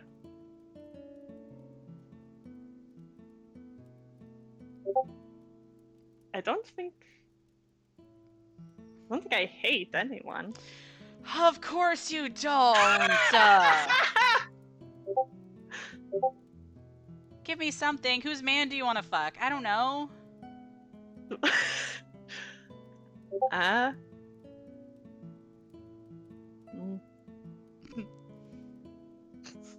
That was a really funny noise, I'm sorry. I mean, there are a number of very attractive people on campus, do not get me wrong. No, I know who you favor. You're very easy to read. I'm saying, tell me something messy. Is there a couple that you think that they suck, or is there a teacher that you think shouldn't be teaching? Is there I don't know. Give me something fun. Something fun. Grayson is violently trying to teach Flynn to gossip. I hope you think that this is fun. I think this is a fun exercise. I think this is a fun exercise because I'm trying to think about Yeah, because technically speaking, Fallen has some messy things she can share, but there are things that she wouldn't want to. 100%. I also think that he would just be interested in hearing you complain about something. If you wanted to just go off TM, I think that would be something he would accept. It could even be about Motiva. Motiva's not here to defend herself. Damn. I think.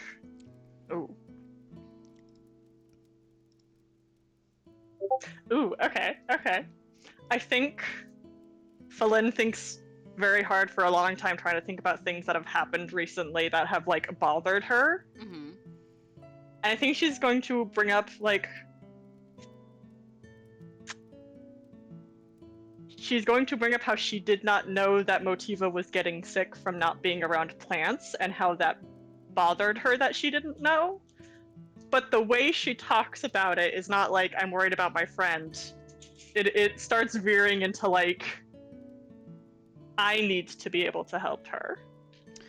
Ooh, that's really juicy. Ashton, you're hearing in the audience. Can you remind me, does Grayson know about that?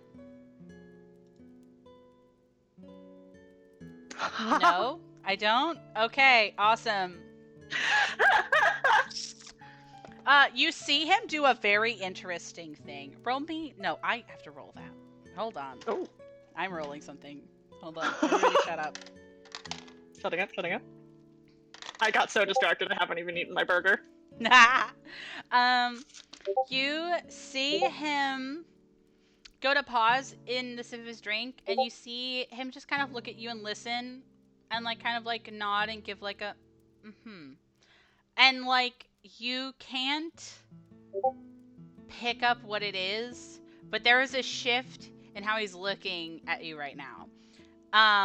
As you go to like finish that out, and he's immediately gonna kind of about phase and say, it is so annoying when people know what can help them and they don't help themselves. You know? I assume she hasn't told faculty at all about that.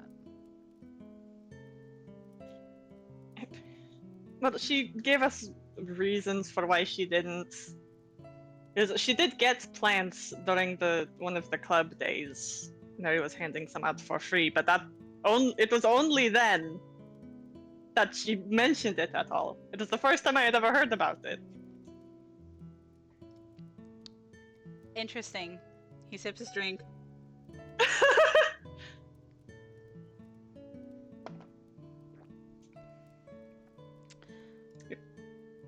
You know, one of the reasons she gave was that she didn't want to have to move a bunch of plants when she switches rooms.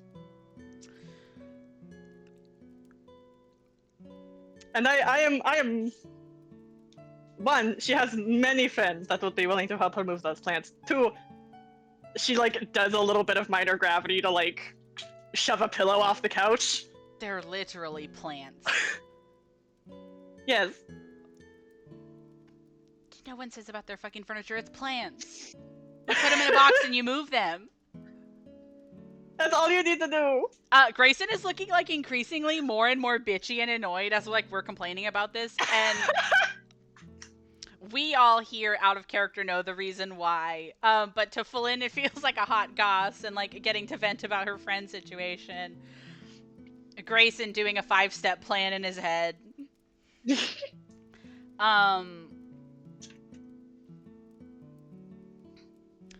Okay, all right. I think that is a perfectly acceptable offering for the tax. If you would like, you can ask me another question. Ooh.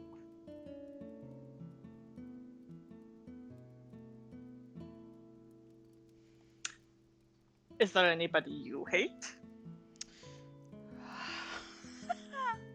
It would be easier to list the people that I like, but and you see he goes to kind of roll his glass between his hands.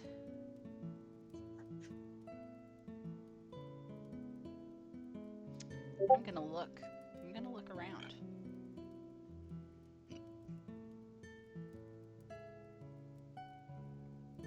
Baba Booey.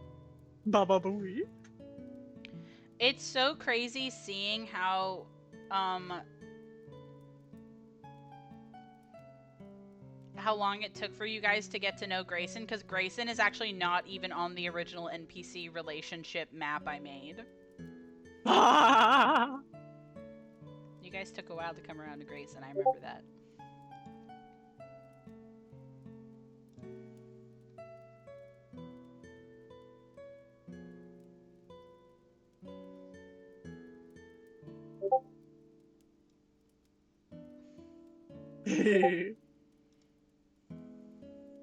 Heart, heart. Heart, heart, heart, heart.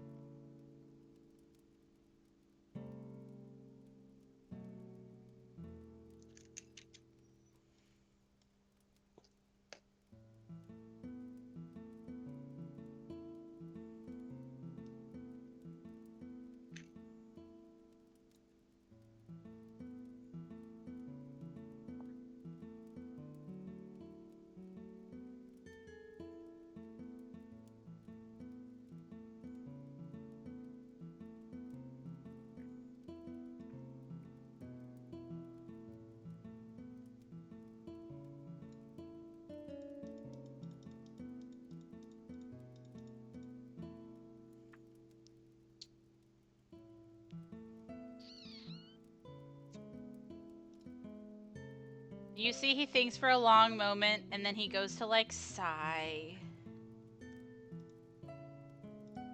And he goes to say, I can't stand Vanessa. I don't like her. Really? No. May I ask why? She's easy enough to interact with. I switched rooms with her this year. So she's not abrasive to deal with, but And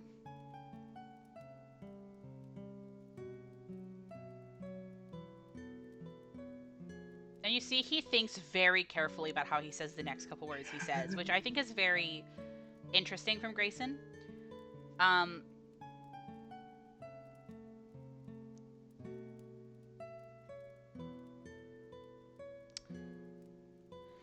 don't like her vibes. I don't know if you'll understand what I mean, but she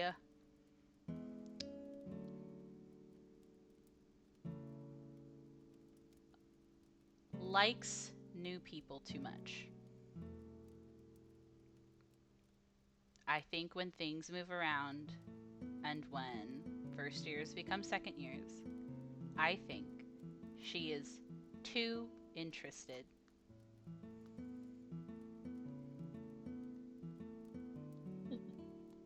Do you think the interest is nefarious in some way? I mean, I think at the very least it's manipulative. I mean, like, why would you immediately only flirt with new people who don't already know how you act? It feels skeevy. It feels skeevy when you jump around from between people a lot. I don't know what to tell you. I'm sorry. I'm not trying to seem like I'm calling her a slut. But I think that there's a classy way to be one. I don't know if you get what I mean, but it just gives me a bad vibe. No, this is. I can see where you're coming from, I think.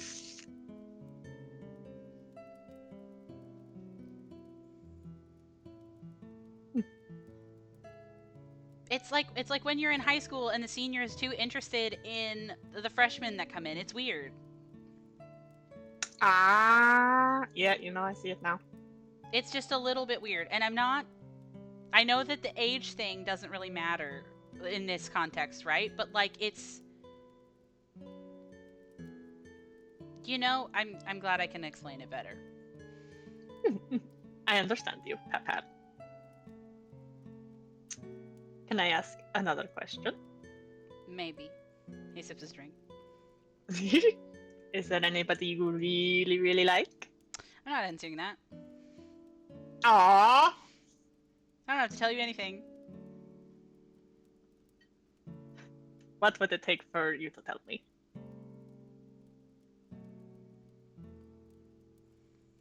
If you're trying to buy me out, you're picking one of the worst people to try to buy out. I know. Doesn't mean it's not worth a try.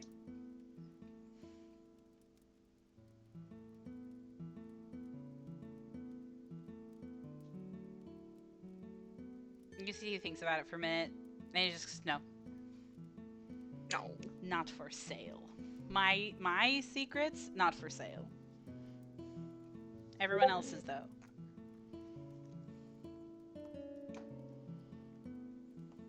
Okay, tell me about someone that somebody else really likes. Well, I told you one earlier. Let me look around again.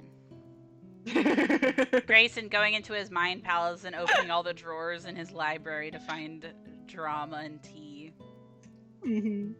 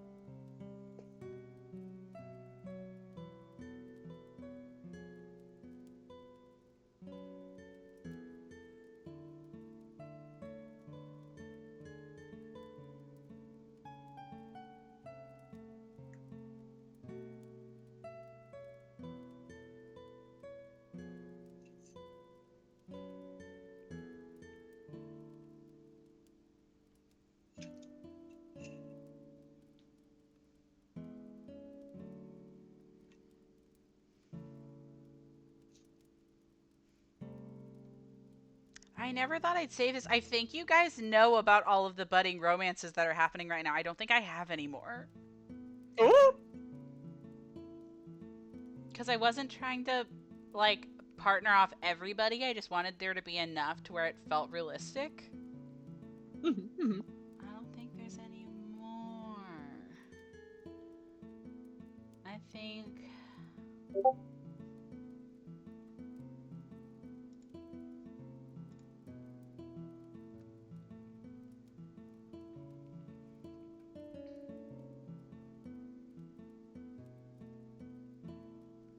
Yeah, I think that's it. And I think how this like is characterized is I think that Grayson goes to say one and then Flynn is like, "Oh, I didn't know about that."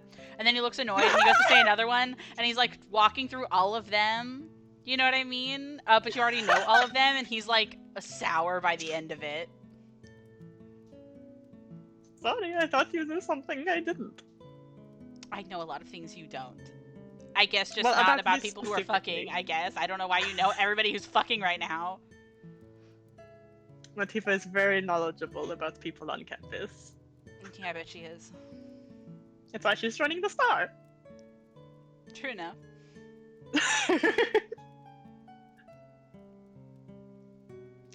A head start, as it were.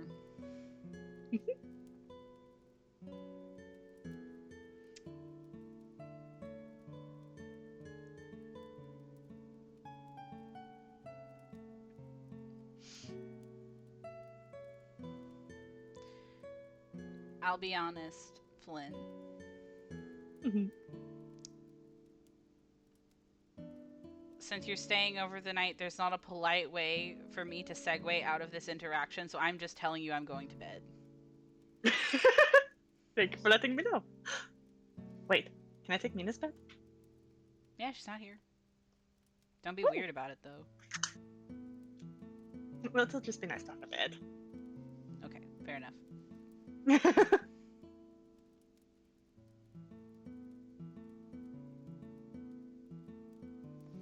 was just gonna also head to bed.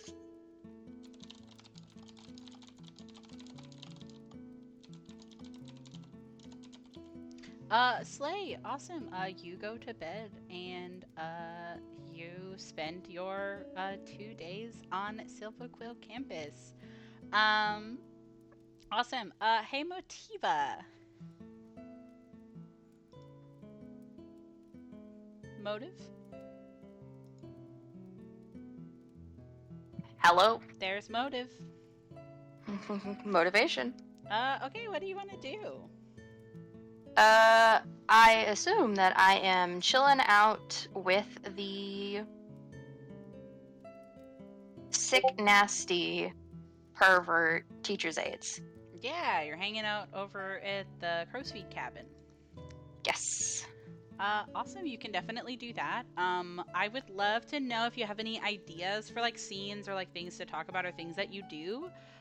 Otherwise, a revisit to earlier, y'all are just gonna be gay and also working on work parallel play. Yeah. I kind of don't think that Motiva has actually anything specific to do Mm-hmm. besides like going over like stuff that she's doing with them and like just talking about like, oh, I'm like doing this and like complaining that she has to do it at all. Yeah, I think that that's really fair. I feel like they both are really like humoring about it, and neither of them gives you a hard time for like complaining and being annoyed, especially with what I know about the air of your assignment. I imagine you have a lot to say on that topic. But I think that they both kind of like get it and like kind of reminisce back to like their assignments and like what they had to do. And how there are some like assignments in general that like, oh, they really suck, but like, you know, now that I'm a teacher, I see what they were trying to build, but like, yeah, blah blah, you know what I mean? You're getting like that kind of concept of perspective on it. And then trying to tell her to be mature and shit, and she's just like, fuck that. Fuck it, this sucks.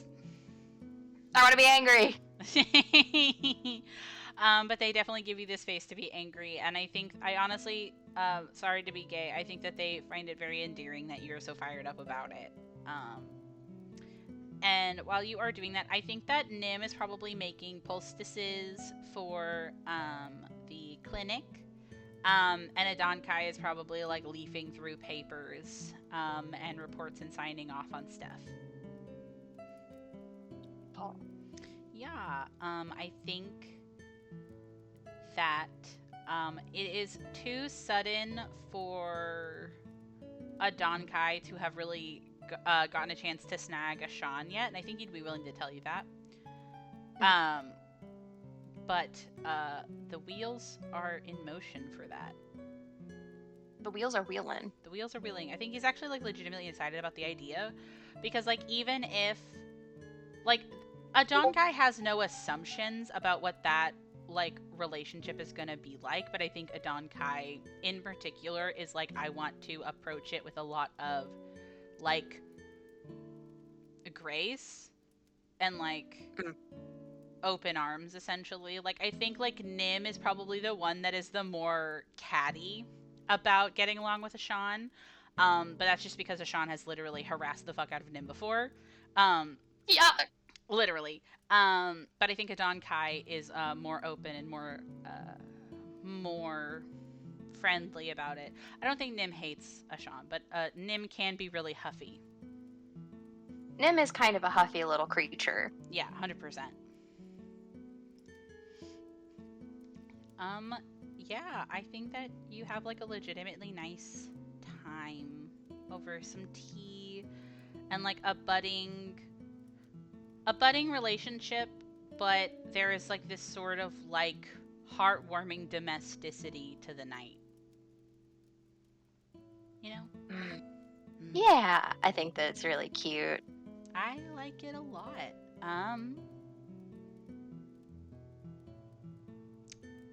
Yeah, I think that that's honestly kind of it, and then we can segue into the actual like turning in of assignments if you guys want. If you guys want, you can meet up the morning of to like talk amongst yourselves, or we can go straight to the assignments. It's whatever you guys want to do. I would not mind doing the assignments, but Sarah, I want to know how you feel too. I'm down for either. Sorry, I took a big bite of my burger. I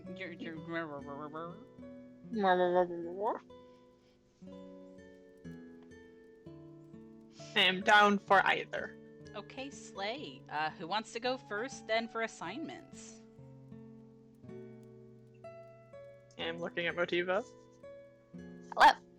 Yeah, Motiva, do it. I want to Okay. know your thesis. Okay. Yeah, I'm ready. Okay, awesome. So on the day of assignments, you come into Grand Loft Hall on Silverquill campus, with your group of newly fresh Silverquills. As you all kind of like wait, semi-anxiously, to give your assignments.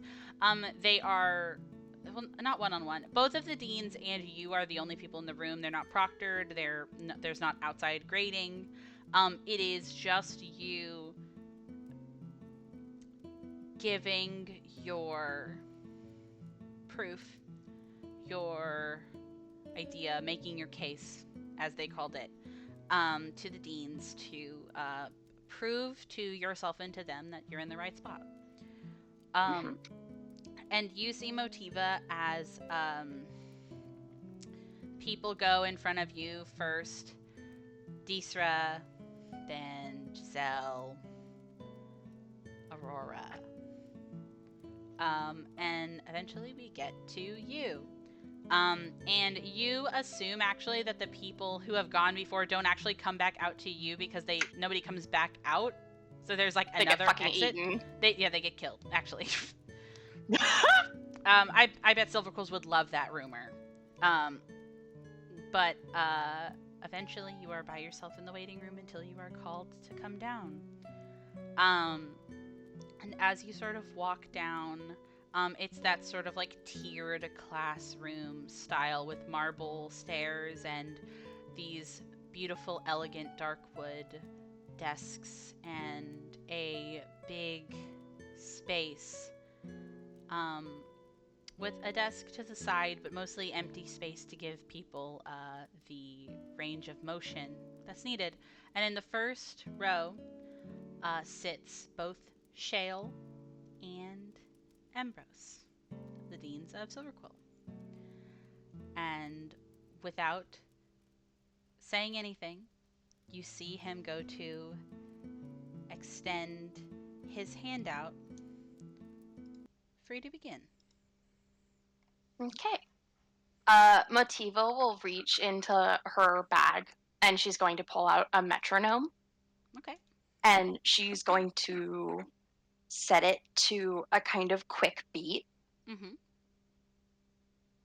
And then she begins singing with a loud voice that she's never used on campus. The metronome begins to click like a clock towards doom. A song not in common and forcing the deans to get to her level, forcing them to use a spell to even understand her. Every level of this song is meant to be her looking down on the school and the people in front of her, wanting to make her, of all people, prove that she is worthy to be here.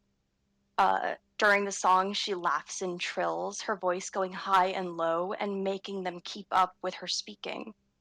She goes on about the corpses that she witnessed whenever she was a part of the Golgari swarm, and she speaks on how she understands the Oriq and the dangers about them better than they do for now, and how that in her life, she's going to see far more than they ever will, and that her life as a planeswalker will be fulfilling and full.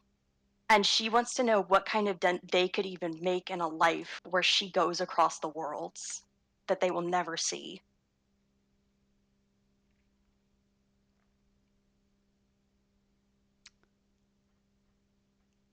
I think as you go to perform this song again, not in common, uh, forcing these paragons of what Silverquill stands for to adjust to you, to your tempo, your cadence, your rhythm, to understand you and understand what you put on the table here and how you, at the end of the day, deserve to be standing where you're standing. And you see the moment where they do have to cast a spell to understand what you're saying. How it's not something that they don't take into account, but it's probably the first time they've had to do it this year. And as your song falls, the acoustics in this room giving the echo of your operatic voice this sort of vibrato that feels grand and heavy, like dust settling after a storm.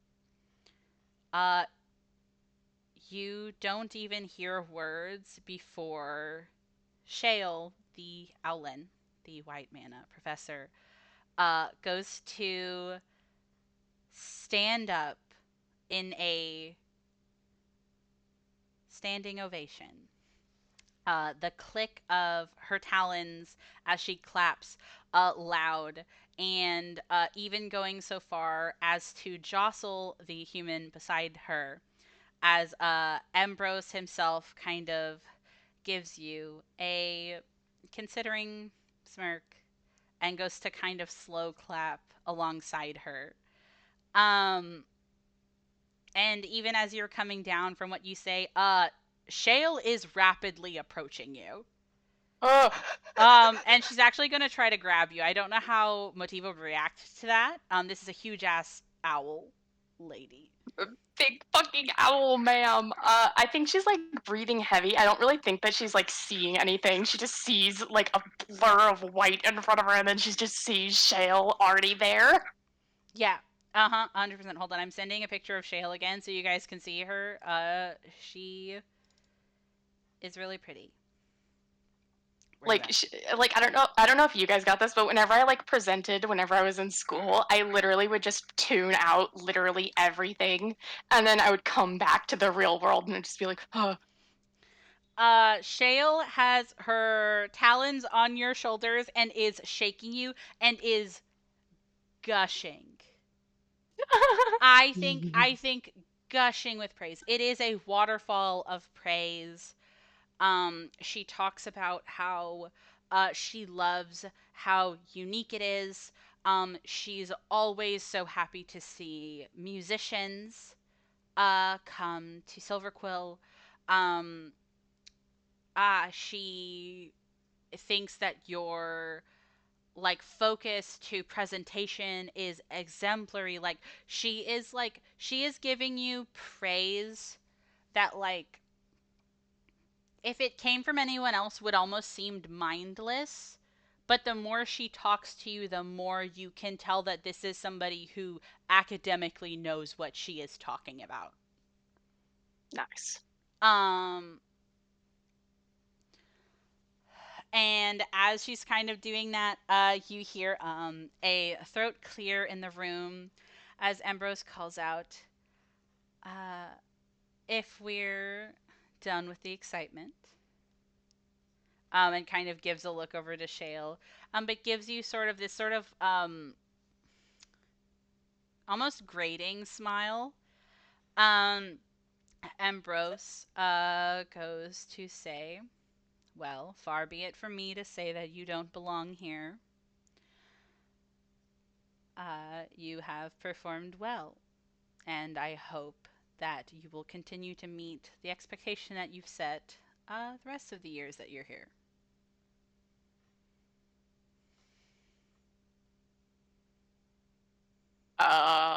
She gives a nod and she gives a little bow to Shale and Ambrose. And she says, I will see you both in the future. She takes her metronome, she packs it up, she walks out. The second she enters the exit area, she just, oh. Yeah. Motiva, every time Ambrose looks at her, Stop looking at me so closely, old man. You come out into a room and you actually see, almost immediately, you are grabbed again, but this time by Giselle. Ah. And she was like, I was so scared. They acted like they were gonna fail us. And did they fail you? No, they didn't, but they don't fail anybody. They just do it to scare you. Oh, well, it worked. She like leans her head gently on your bosom. She takes Giselle into her bosom, lifting Giselle around her waist, and walks the baby. Yeah. She definitely does. And you come up to Deesra and Aurora, who are also excitedly talking. And I think Aurora, in particular, actually would be very excited to see you come out, and kind of goes to like mess with the ends of her hair a little bit and says, I could hear a little bit from out here. Your projection's really good. You know, like always, but Oh. really good. Motiva like would take out like a notebook, and she says, yeah, I really liked some of the tunes with it, and I liked the key that I used, so I actually wanted to propose that we use it for a song. Yeah, I'd be really interested to hear it in full.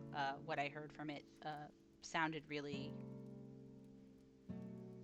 unique, I guess is the way I could word it. I think that it would sound really cool in a song. Like, she nods. It'd be really sick.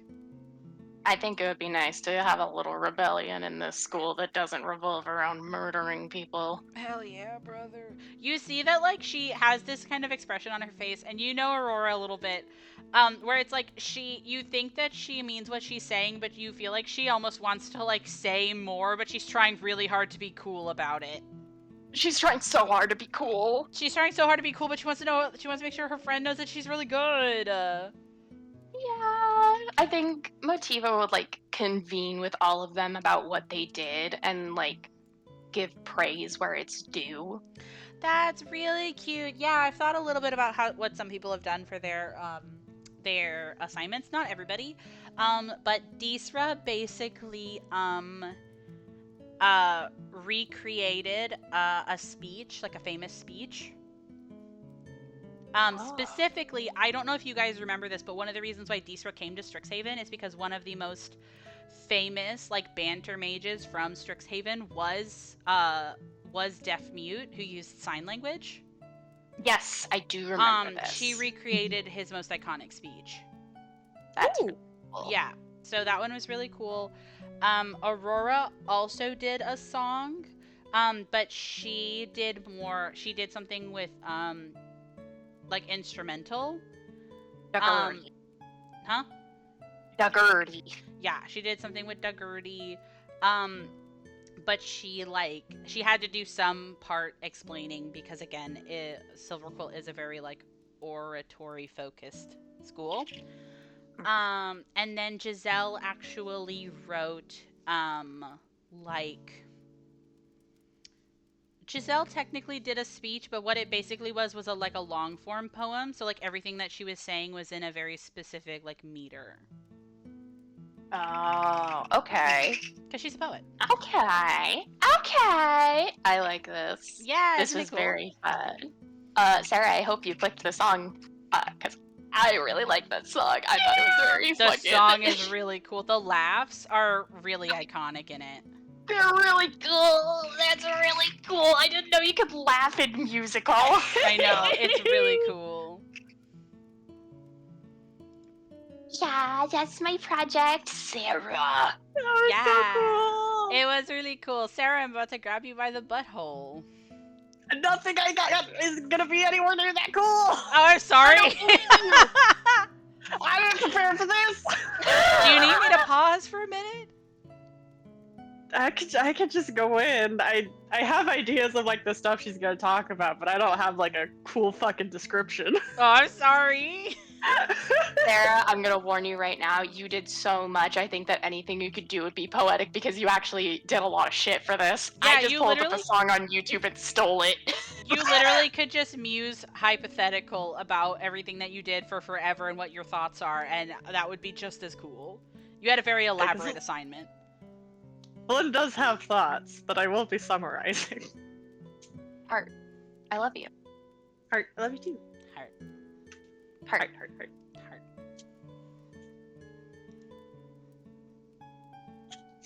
All right, bestie. Whenever you're ready, we can do yours then. Okay. Okay, slay. You go up to Taurus Hall, a place that you are now, let's say, intimately familiar with. Thank you. Sorry, I had to make a comment about it. But you come up to it, and very similarly, you come to a classroom. It is definitely not as elaborate as the Silverquill testing room.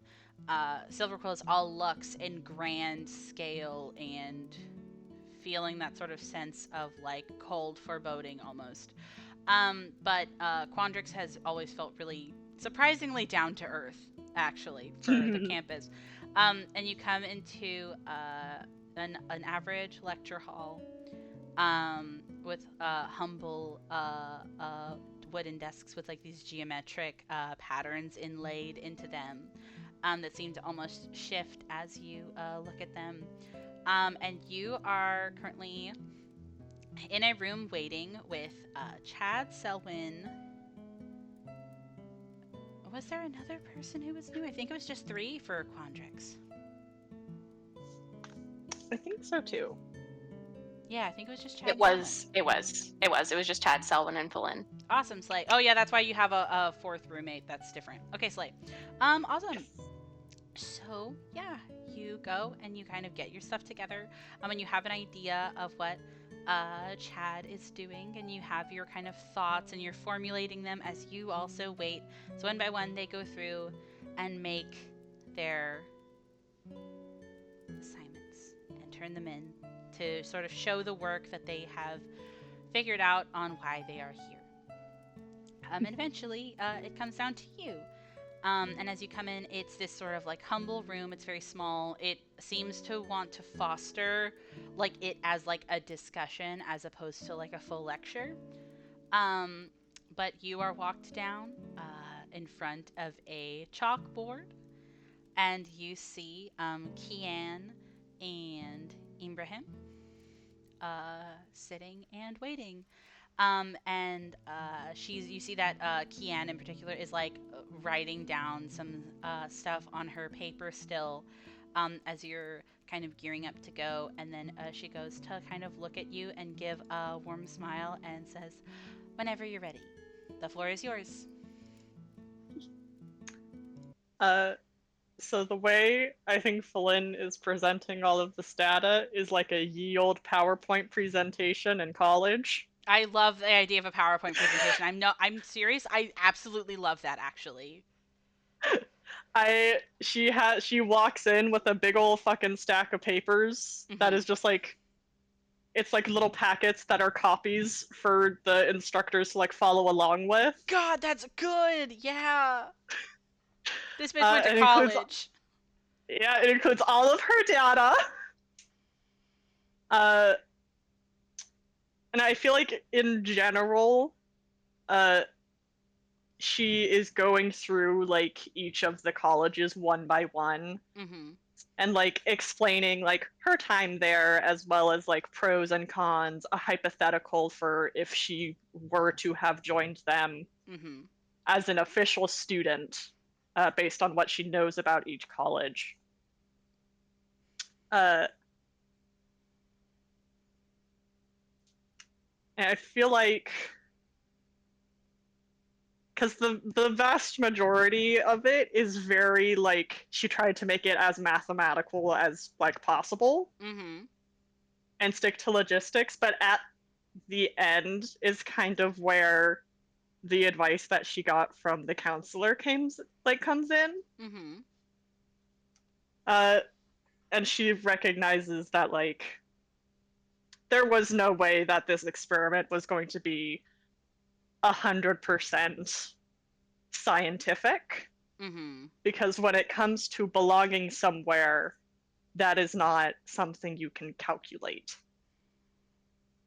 And she would make a point of saying how when she went to each of the campuses, they were amazing in their own ways. It was cool to see things, but she only ever felt like a visitor.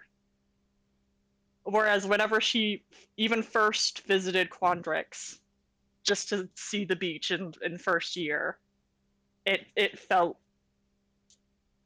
homey. It felt right to her. And that in and of itself is a very strong point. Yeah. Yeah, that was really cool. Sarah, you were like, mine's not gonna be cool. That was really cool.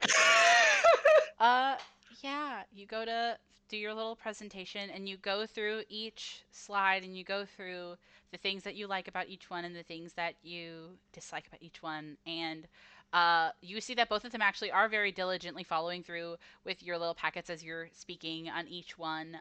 Both of them very pleased that I don't want to call them props, but you know what I mean. There's like study materials to help with it. And like the level of thought that you have put in as you're kind of like walking through these facts that you know about yourself and about these colleges, but also uh, just the fact that you feel at home here and the fact that you want to be here is enough, and that is what your conclusion is based on your hypothesis and based on this entire thing. um at the end, you see, instead of getting clapping or applause, or anything similar to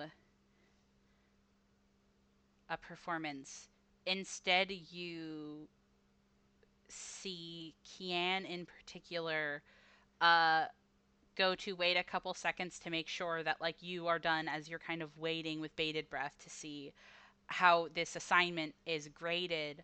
um Kian kind of just looks at you and she says, "I'm happy for you." Aww. There are a lot of students where it is not something that's always so sure, or that your so certain. I think it makes me very happy to know that I am a part of a college that people still want to come to, not just for the purely beneficial reasons and why they outweigh other ones. I was a little bit worried at the beginning of your presentation that at the end this would just be the best option for you based on what the other ones couldn't give you, so it makes me very heartened to see that people can still care about something like this, even though people tend to think that math and science and those sort of things are cold or devoid of heart and emotion.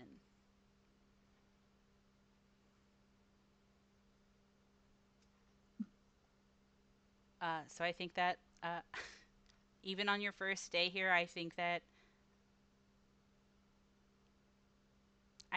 you know enough about Quandrix that you could teach others here.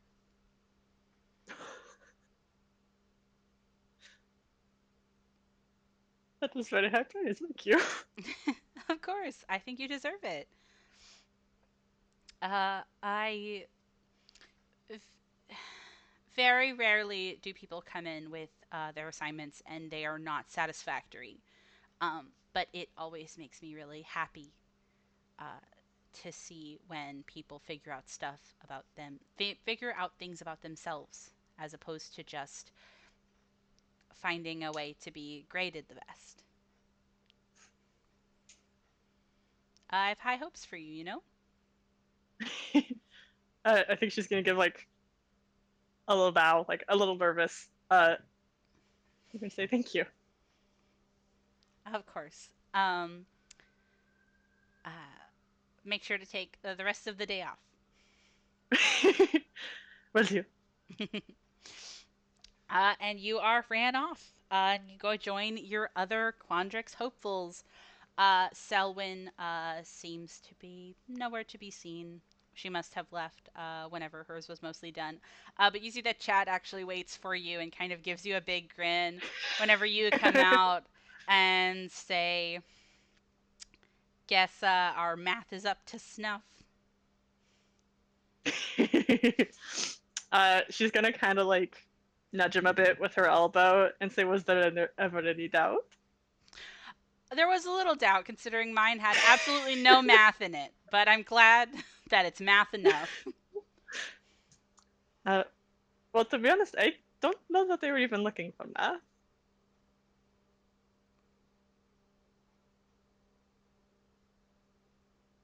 But I it's mean, math college. it is, and that's what I thought they were looking for, which is why the vast majority of my assignment involved calculations and percentages and likelihoods. Uh, but at the end, they said that the part that they really liked was not any of that. Huh. That's kind of cool. How did yours go, though? What did you do? Oh, I think I mentioned it. Mine was I guess I guess it was kind of more like an essay. I kind of was just talking at them. But I picked Quandrix because um when I told the Oracle that I didn't really know what I was gonna do, she said that she had some idea of like how my time here would go, and that involved Quandrix. So my thesis was kind of just the Oracle of Strixhaven said I would be in Quandrix, so why would I not go to Quandrix? Um, but they seem to like it. Okay. I think it is a perfectly reasonable I thing. think it's a reasonable thing to try. I mean, even if I don't stay here the whole time, it's at least a part of it. Whatever my journey is about to be. Hard to argue with Oracle of Strixhaven, really. It really is. I I don't think we'll have much ground to stand on if we tried. But I'm glad that yours went well. It sounds like they really liked it. And I am glad that you are here with us for at least part of your journey, Aw, if not the entire journey. stop it. And you see he goes to like throw an arm around your shoulder. And he's gonna kind of spend. I feel like unless you guys go to meet up and talk immediately afterwards, I feel like both of the people who have graduated, not grad, accepted into the school, are gonna like hang out with you. Like Giselle and Aurora are gonna be hanging out with you, Motiva, and I think Chad is gonna hang out with you also, Flynn. So, yeah. I think that Yeah. you guys did it, and you guys are really, really cool, and I really liked it. I love listening to how you guys talk about your characters a lot. Oh, I was gonna say fuck you for saying that I wouldn't like that. That was really good, Sarah. Yeah, that was really You. good. Thank you. I thought it had really cool ideas and a really cool like thought line, and I think that's what I liked the most about it is like Kian meant what she said, but also I meant what I like said as her. Where it's like I thought that was like a really, really cool thought to come back to, and that even that is worth it. You know what I mean? As like a decision, I think it's very cool. If you guys have any stuff you guys want to do, then you guys can talk to yourselves or talk to other people's. But if not, the next thing that happens is actually picking your classes and deciding your clubs. Woo! Because that happens the day after assignments. Yippee! Yippee! I'm going to turn the music back on. Sorry for the dramatic music pause. No, it was fitting.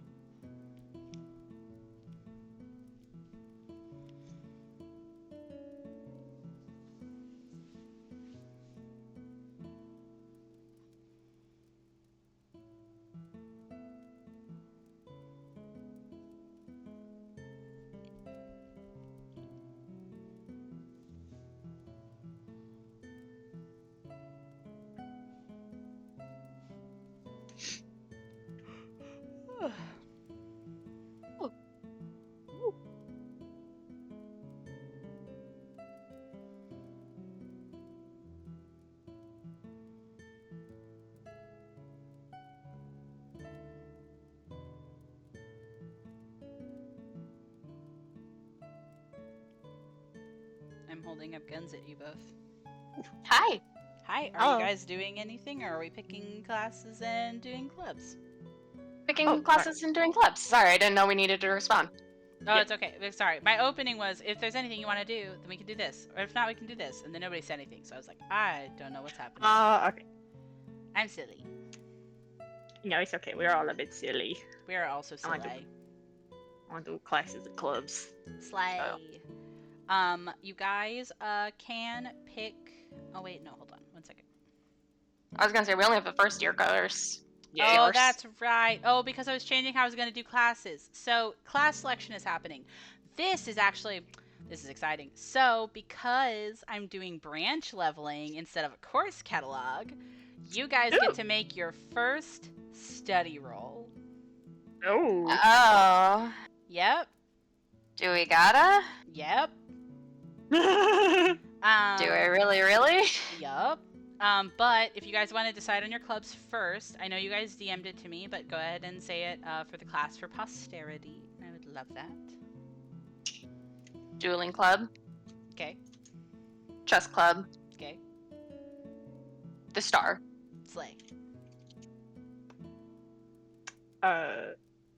Cheer. Okay. Chess. Slay. Bookshelver at the Biblioplex. Slay. You actually work alongside Giselle every day because Giselle is also a bookshelver. Yippee! Yep. I actually, oh, I have to check something. Something even more exciting could be happening. Oh. What could be more exciting? Oh, Been never shelving mind. books. No, never mind. The other person who works at the Biblioplex is a book clerk. So, Yeah. you see him, and but it's not the same. Him is Drasimir. Him, Drasimir. Yes. I know. Imintar. Slay. Okay, awesome. Because of this, I am going to have to tell you how much you make out of game. Originally, I think you get like 5 GP a week or something like that, but I want it to be, actually indicative of how much money y'all need. So I'm gonna be doing a bit more math about it. But basically, every week, unless you're telling me I am gone and I can't do work, you will be getting static income. Ooh. Yeah. Yippee. And this was a thing that I had implemented back in the first year, but the longer you work for a job, the amount of money you get paid goes up because you start getting tenure. But that's math. We can do that later. So now we're going to do study rolls. And let me go look at my study stuff. Me cringing, crying, shitting my pants. It's okay. Failing it doesn't do anything bad. It just doesn't make things better. It just makes things humiliating. It just makes you cringe. Makes you lose street cred. Yeah, I can't lose the street cred here. I lose my nice room.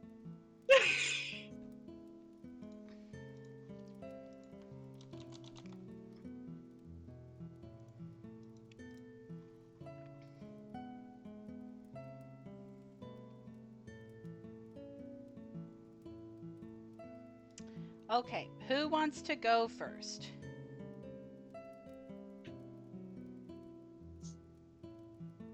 Sarah. What if I'm scared? Okay. That's what if I'm just a valid. widow guy? What if I'm just a little guy? Okay, I will go. Okay, awesome. So, Philin, you need to make me either an Arcana, Society, or Nature check. Definitely doing Arcana.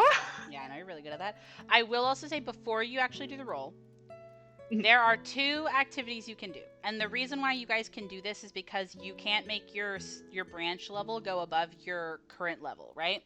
So you guys are level 5 and you're starting your branch levels at level 1, right? So you have space to change it.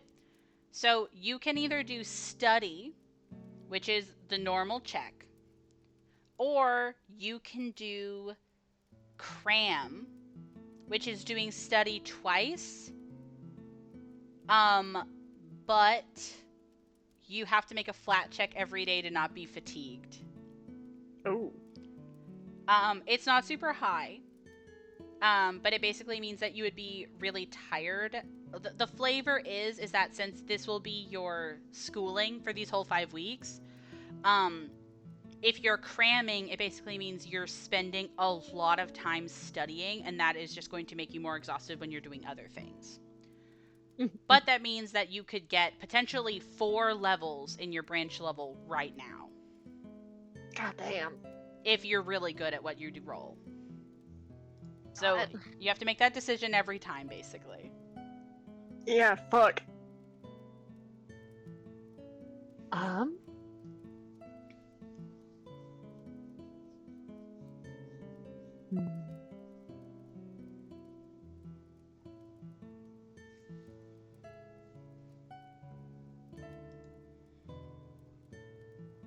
Yeah, fuck it. Let's cram. Okay, Oh my Slay, god. you get to do 2 Arcana checks. Woo! Okay.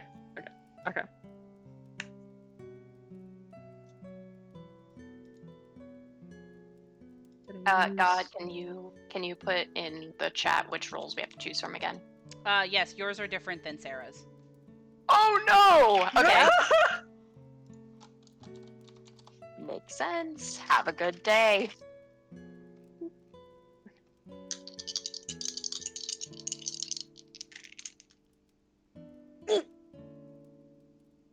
Not one? I got no, not natural 20, but very good rolls. 15 and 18.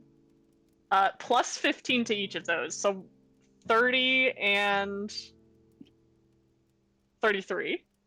Okay, awesome. Whoa. Give me 2 seconds. I am checking where the DC is really quick because I didn't write it down. So I have to go check in the PDIF.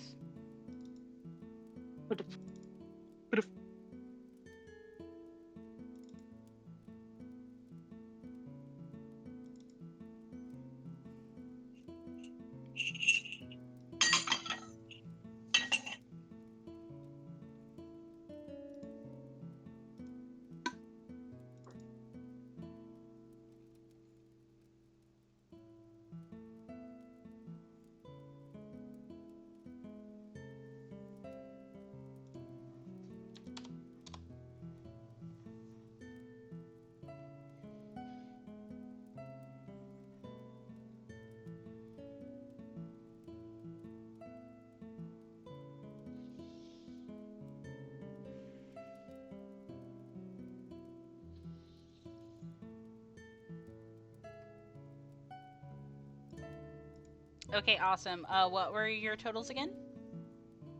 30 and 33. 30 and 33. Okay, awesome. So both of those are crits. Which means you do go up by 4 levels. So you're now max Woo! level for your current level as a character. So your branch level is now 5.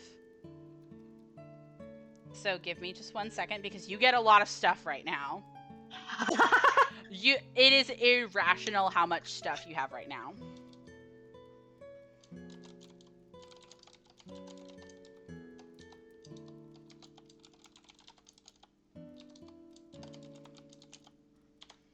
Okay. So,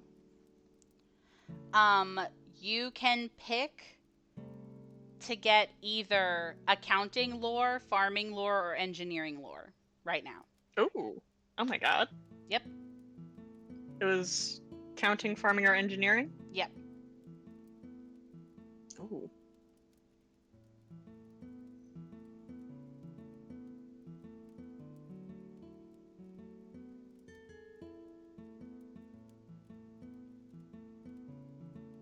I think I'll go with engineering. Okay, awesome. You get engineering lore. You get to be trained in it. That's the first thing you get. We'll figure out how to actually put it on your sheet after I tell you all of these things. The second thing you get is you get a +1 bonus to any recall knowledge for Arcana, Society, or Nature, or engineering lore. So basically a +1 to basically everything that's like Quandrix's little thing. But specifically for recall knowledges. So that's whenever I would be rolling for you to know stuff. You get 1 skill feat for either Arcana, Society, or Nature. A +1 bonus to social roles interacting with other Quandrix students. It was what? A +1 to social roles, basically to interact with any Quandrix student or teacher. So that counts for diplomacy, deception, performance, or intimidation. And then your last one, and I would have to figure out how I'm going to do that, because originally, the way that this worked is there's a specific dedication you get for being a member of this school. But I haven't figured out how I'm going to do that yet. But basically, you get a free dedication feat. So you get 2 free feats from this, and a lore, and some bonuses to rolls. I get a free what feat? Free skill feat. Okay. For either Arcana, Society, or Nature. Okay. Yeah. And then there's and like the engineering lore. Yes, you got the engineering lore. And then there's there's a free dedication feat, but I have to figure out how I want to do that because I don't know if I want you guys to get that dedication because it's like lore connected to the school that's in this AP. So I don't want to force you guys to pick one that doesn't make sense. So I'll give you one for free since I know that you get it. So I'll hand it to you later. Yeah, so that's everything that you get, Sarah. Every day, every in-game day, you will have to roll a DC 8 check to not be fatigued for the whole day. Okay. It's easy. It's easy to beat an 8. That's what, like... like a 60% chance, you know? Mhm. Not bad. But it means that sometimes when you're adventuring, you're fucking tired because you're studying all the time, which is also in character. Yeah. Awesome. Okay. Now it's Motiva's turn. Hi, Motiva. Hi. What do you think you want to do? I'm not going to cram. That's so fair. Okay, awesome. If you don't want to cram, then that's totally fine. So for Silver Quill, I need a deception, a diplomacy, or an intimidation. A deception, diplomacy, or an intimidation. I will do diplomacy. Okay, We roll just 1 or 2. just one. Okay. Cram is the only way you get to. 24. 24. Okay, that is not a crit. So you get to go up 1. So you're now branch level 2. And this means what you get is that you get to pick either scribing lore, legal lore, or theater lore as your free lore skill. I'll do legal lore. Okay, you get legal Okay. lore for free. And you, What? what? Oh, go ahead. And then you get a +1 bonus to recall knowledge checks for either deception, for any deception, diplomacy, intimidation, or legal lore check. Can you write that down? I thought you would be writing it down, but I guess I can. You're speaking very fast.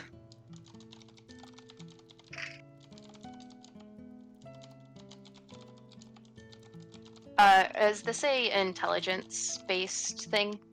No. Okay. What ability score is it then?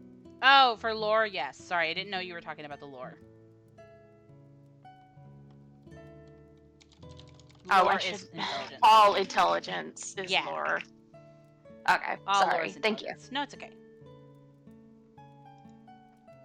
You get to be trained in that guy. Okay. I will put it in my notes. Slay. Thank you. Okay.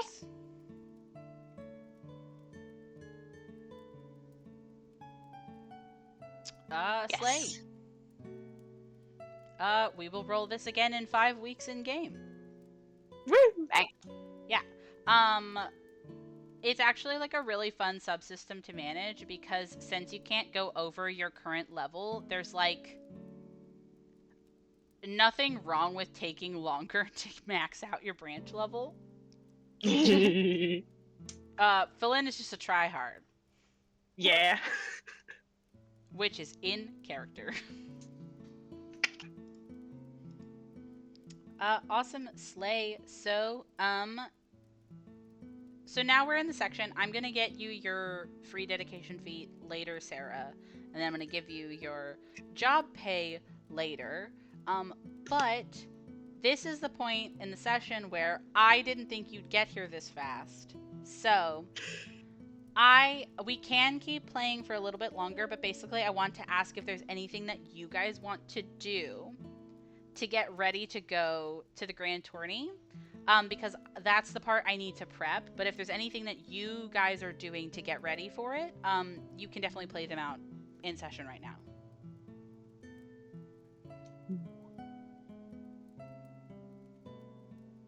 I like to imagine Flynn went shopping somewhere to get the little pink dress that she's gonna be wearing for that.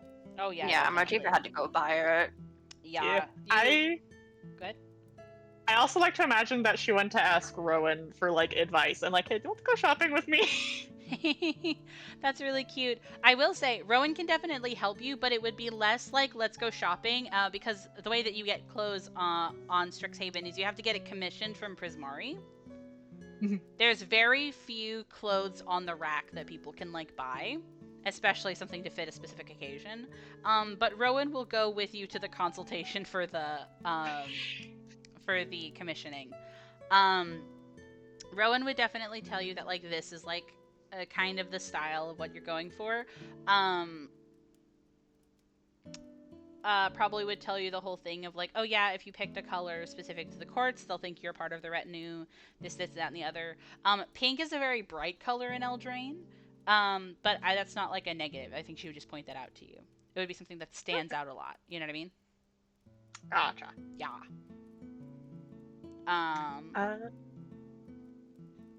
But on that topic, Motiva, Rowan can also help you because you also would have had to get that, like, it looks like armor. I'm not going to call it armor because I know you can't wear armor because you're a witch. But like the armor-esque outfit that you're wearing. You know what I mean?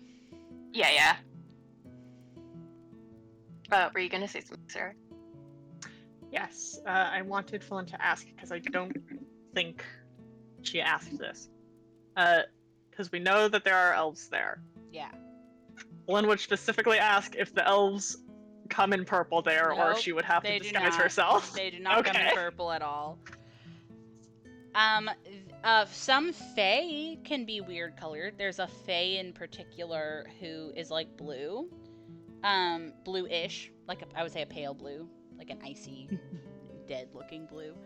But elves in particular don't come in purple. They actually exclusively come in like warm skin tones because they're very like woodsy. There's only like one kind of elf in Eldraine.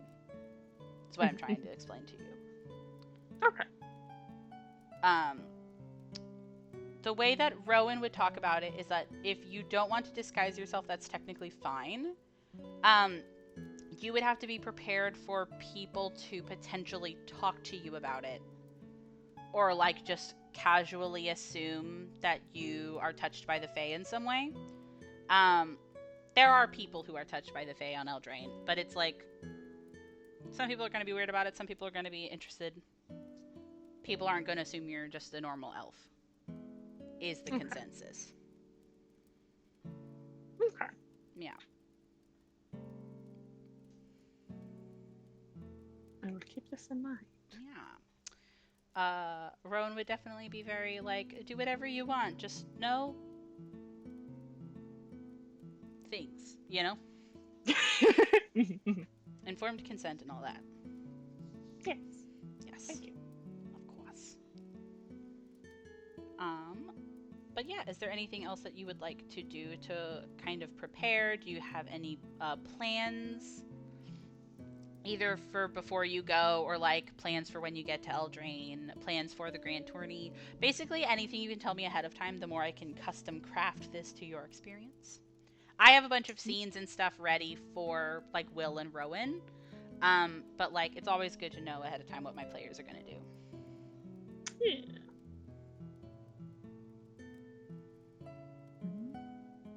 I can't think of anything right now off the top of my head, but if that changes, I can message you.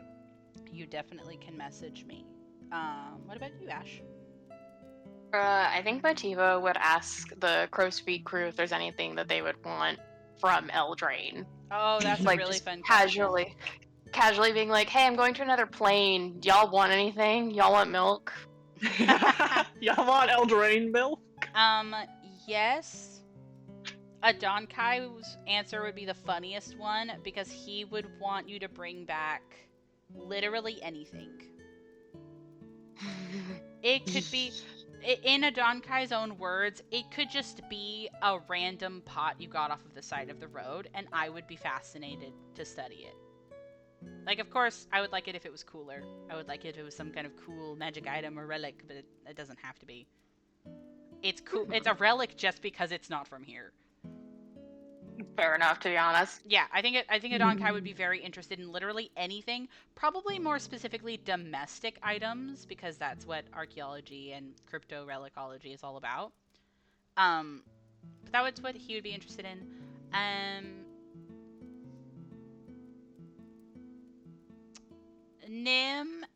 Nim's request is maybe a little bit more weird, but they would either want a plant or a book, I think. Okay. I think that they would think that that would be a really interesting gift to get from another plane. And if you bring back a plant, then they can like pot it in the house. Sense. Yeah. A Sean is hard to shop for.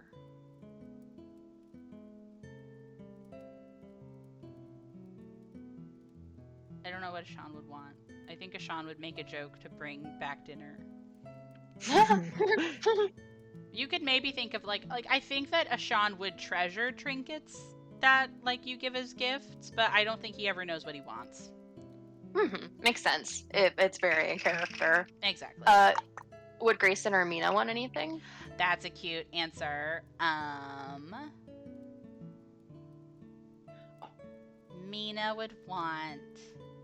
Mina would start this off with being like, "Oh, I know that this might be asking for a lot, but maybe a cute pair of earrings, maybe a necklace, maybe something cute like that." I think Mina would want like a souvenir that's like a decoration of some kind. So like in words that we would understand in modern times, Mina's the kind of person that when you go to another country would want like a keychain souvenir, you know? Yeah. Yeah, exactly. I'm gonna get her a fucking carabiner. Literally. For Grayson, also hard to think about what he would want, specifically when you're explaining that this is a medieval plane.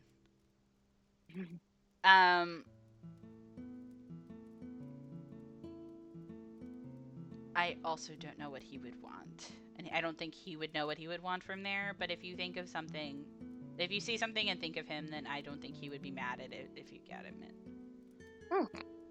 What were you going to say, Sarah? Oh, I just remembered something that I wanted to do, but I think it could be done in like an RP or something. Oh, that would be really slay. We could do it either now, we could do it in an RP tonight, because I was about to tell you guys something really fun. I'm off tomorrow, and none of us have a game. Which Don't means... we have? No, we don't have Kingmaker because I think I said it in chat.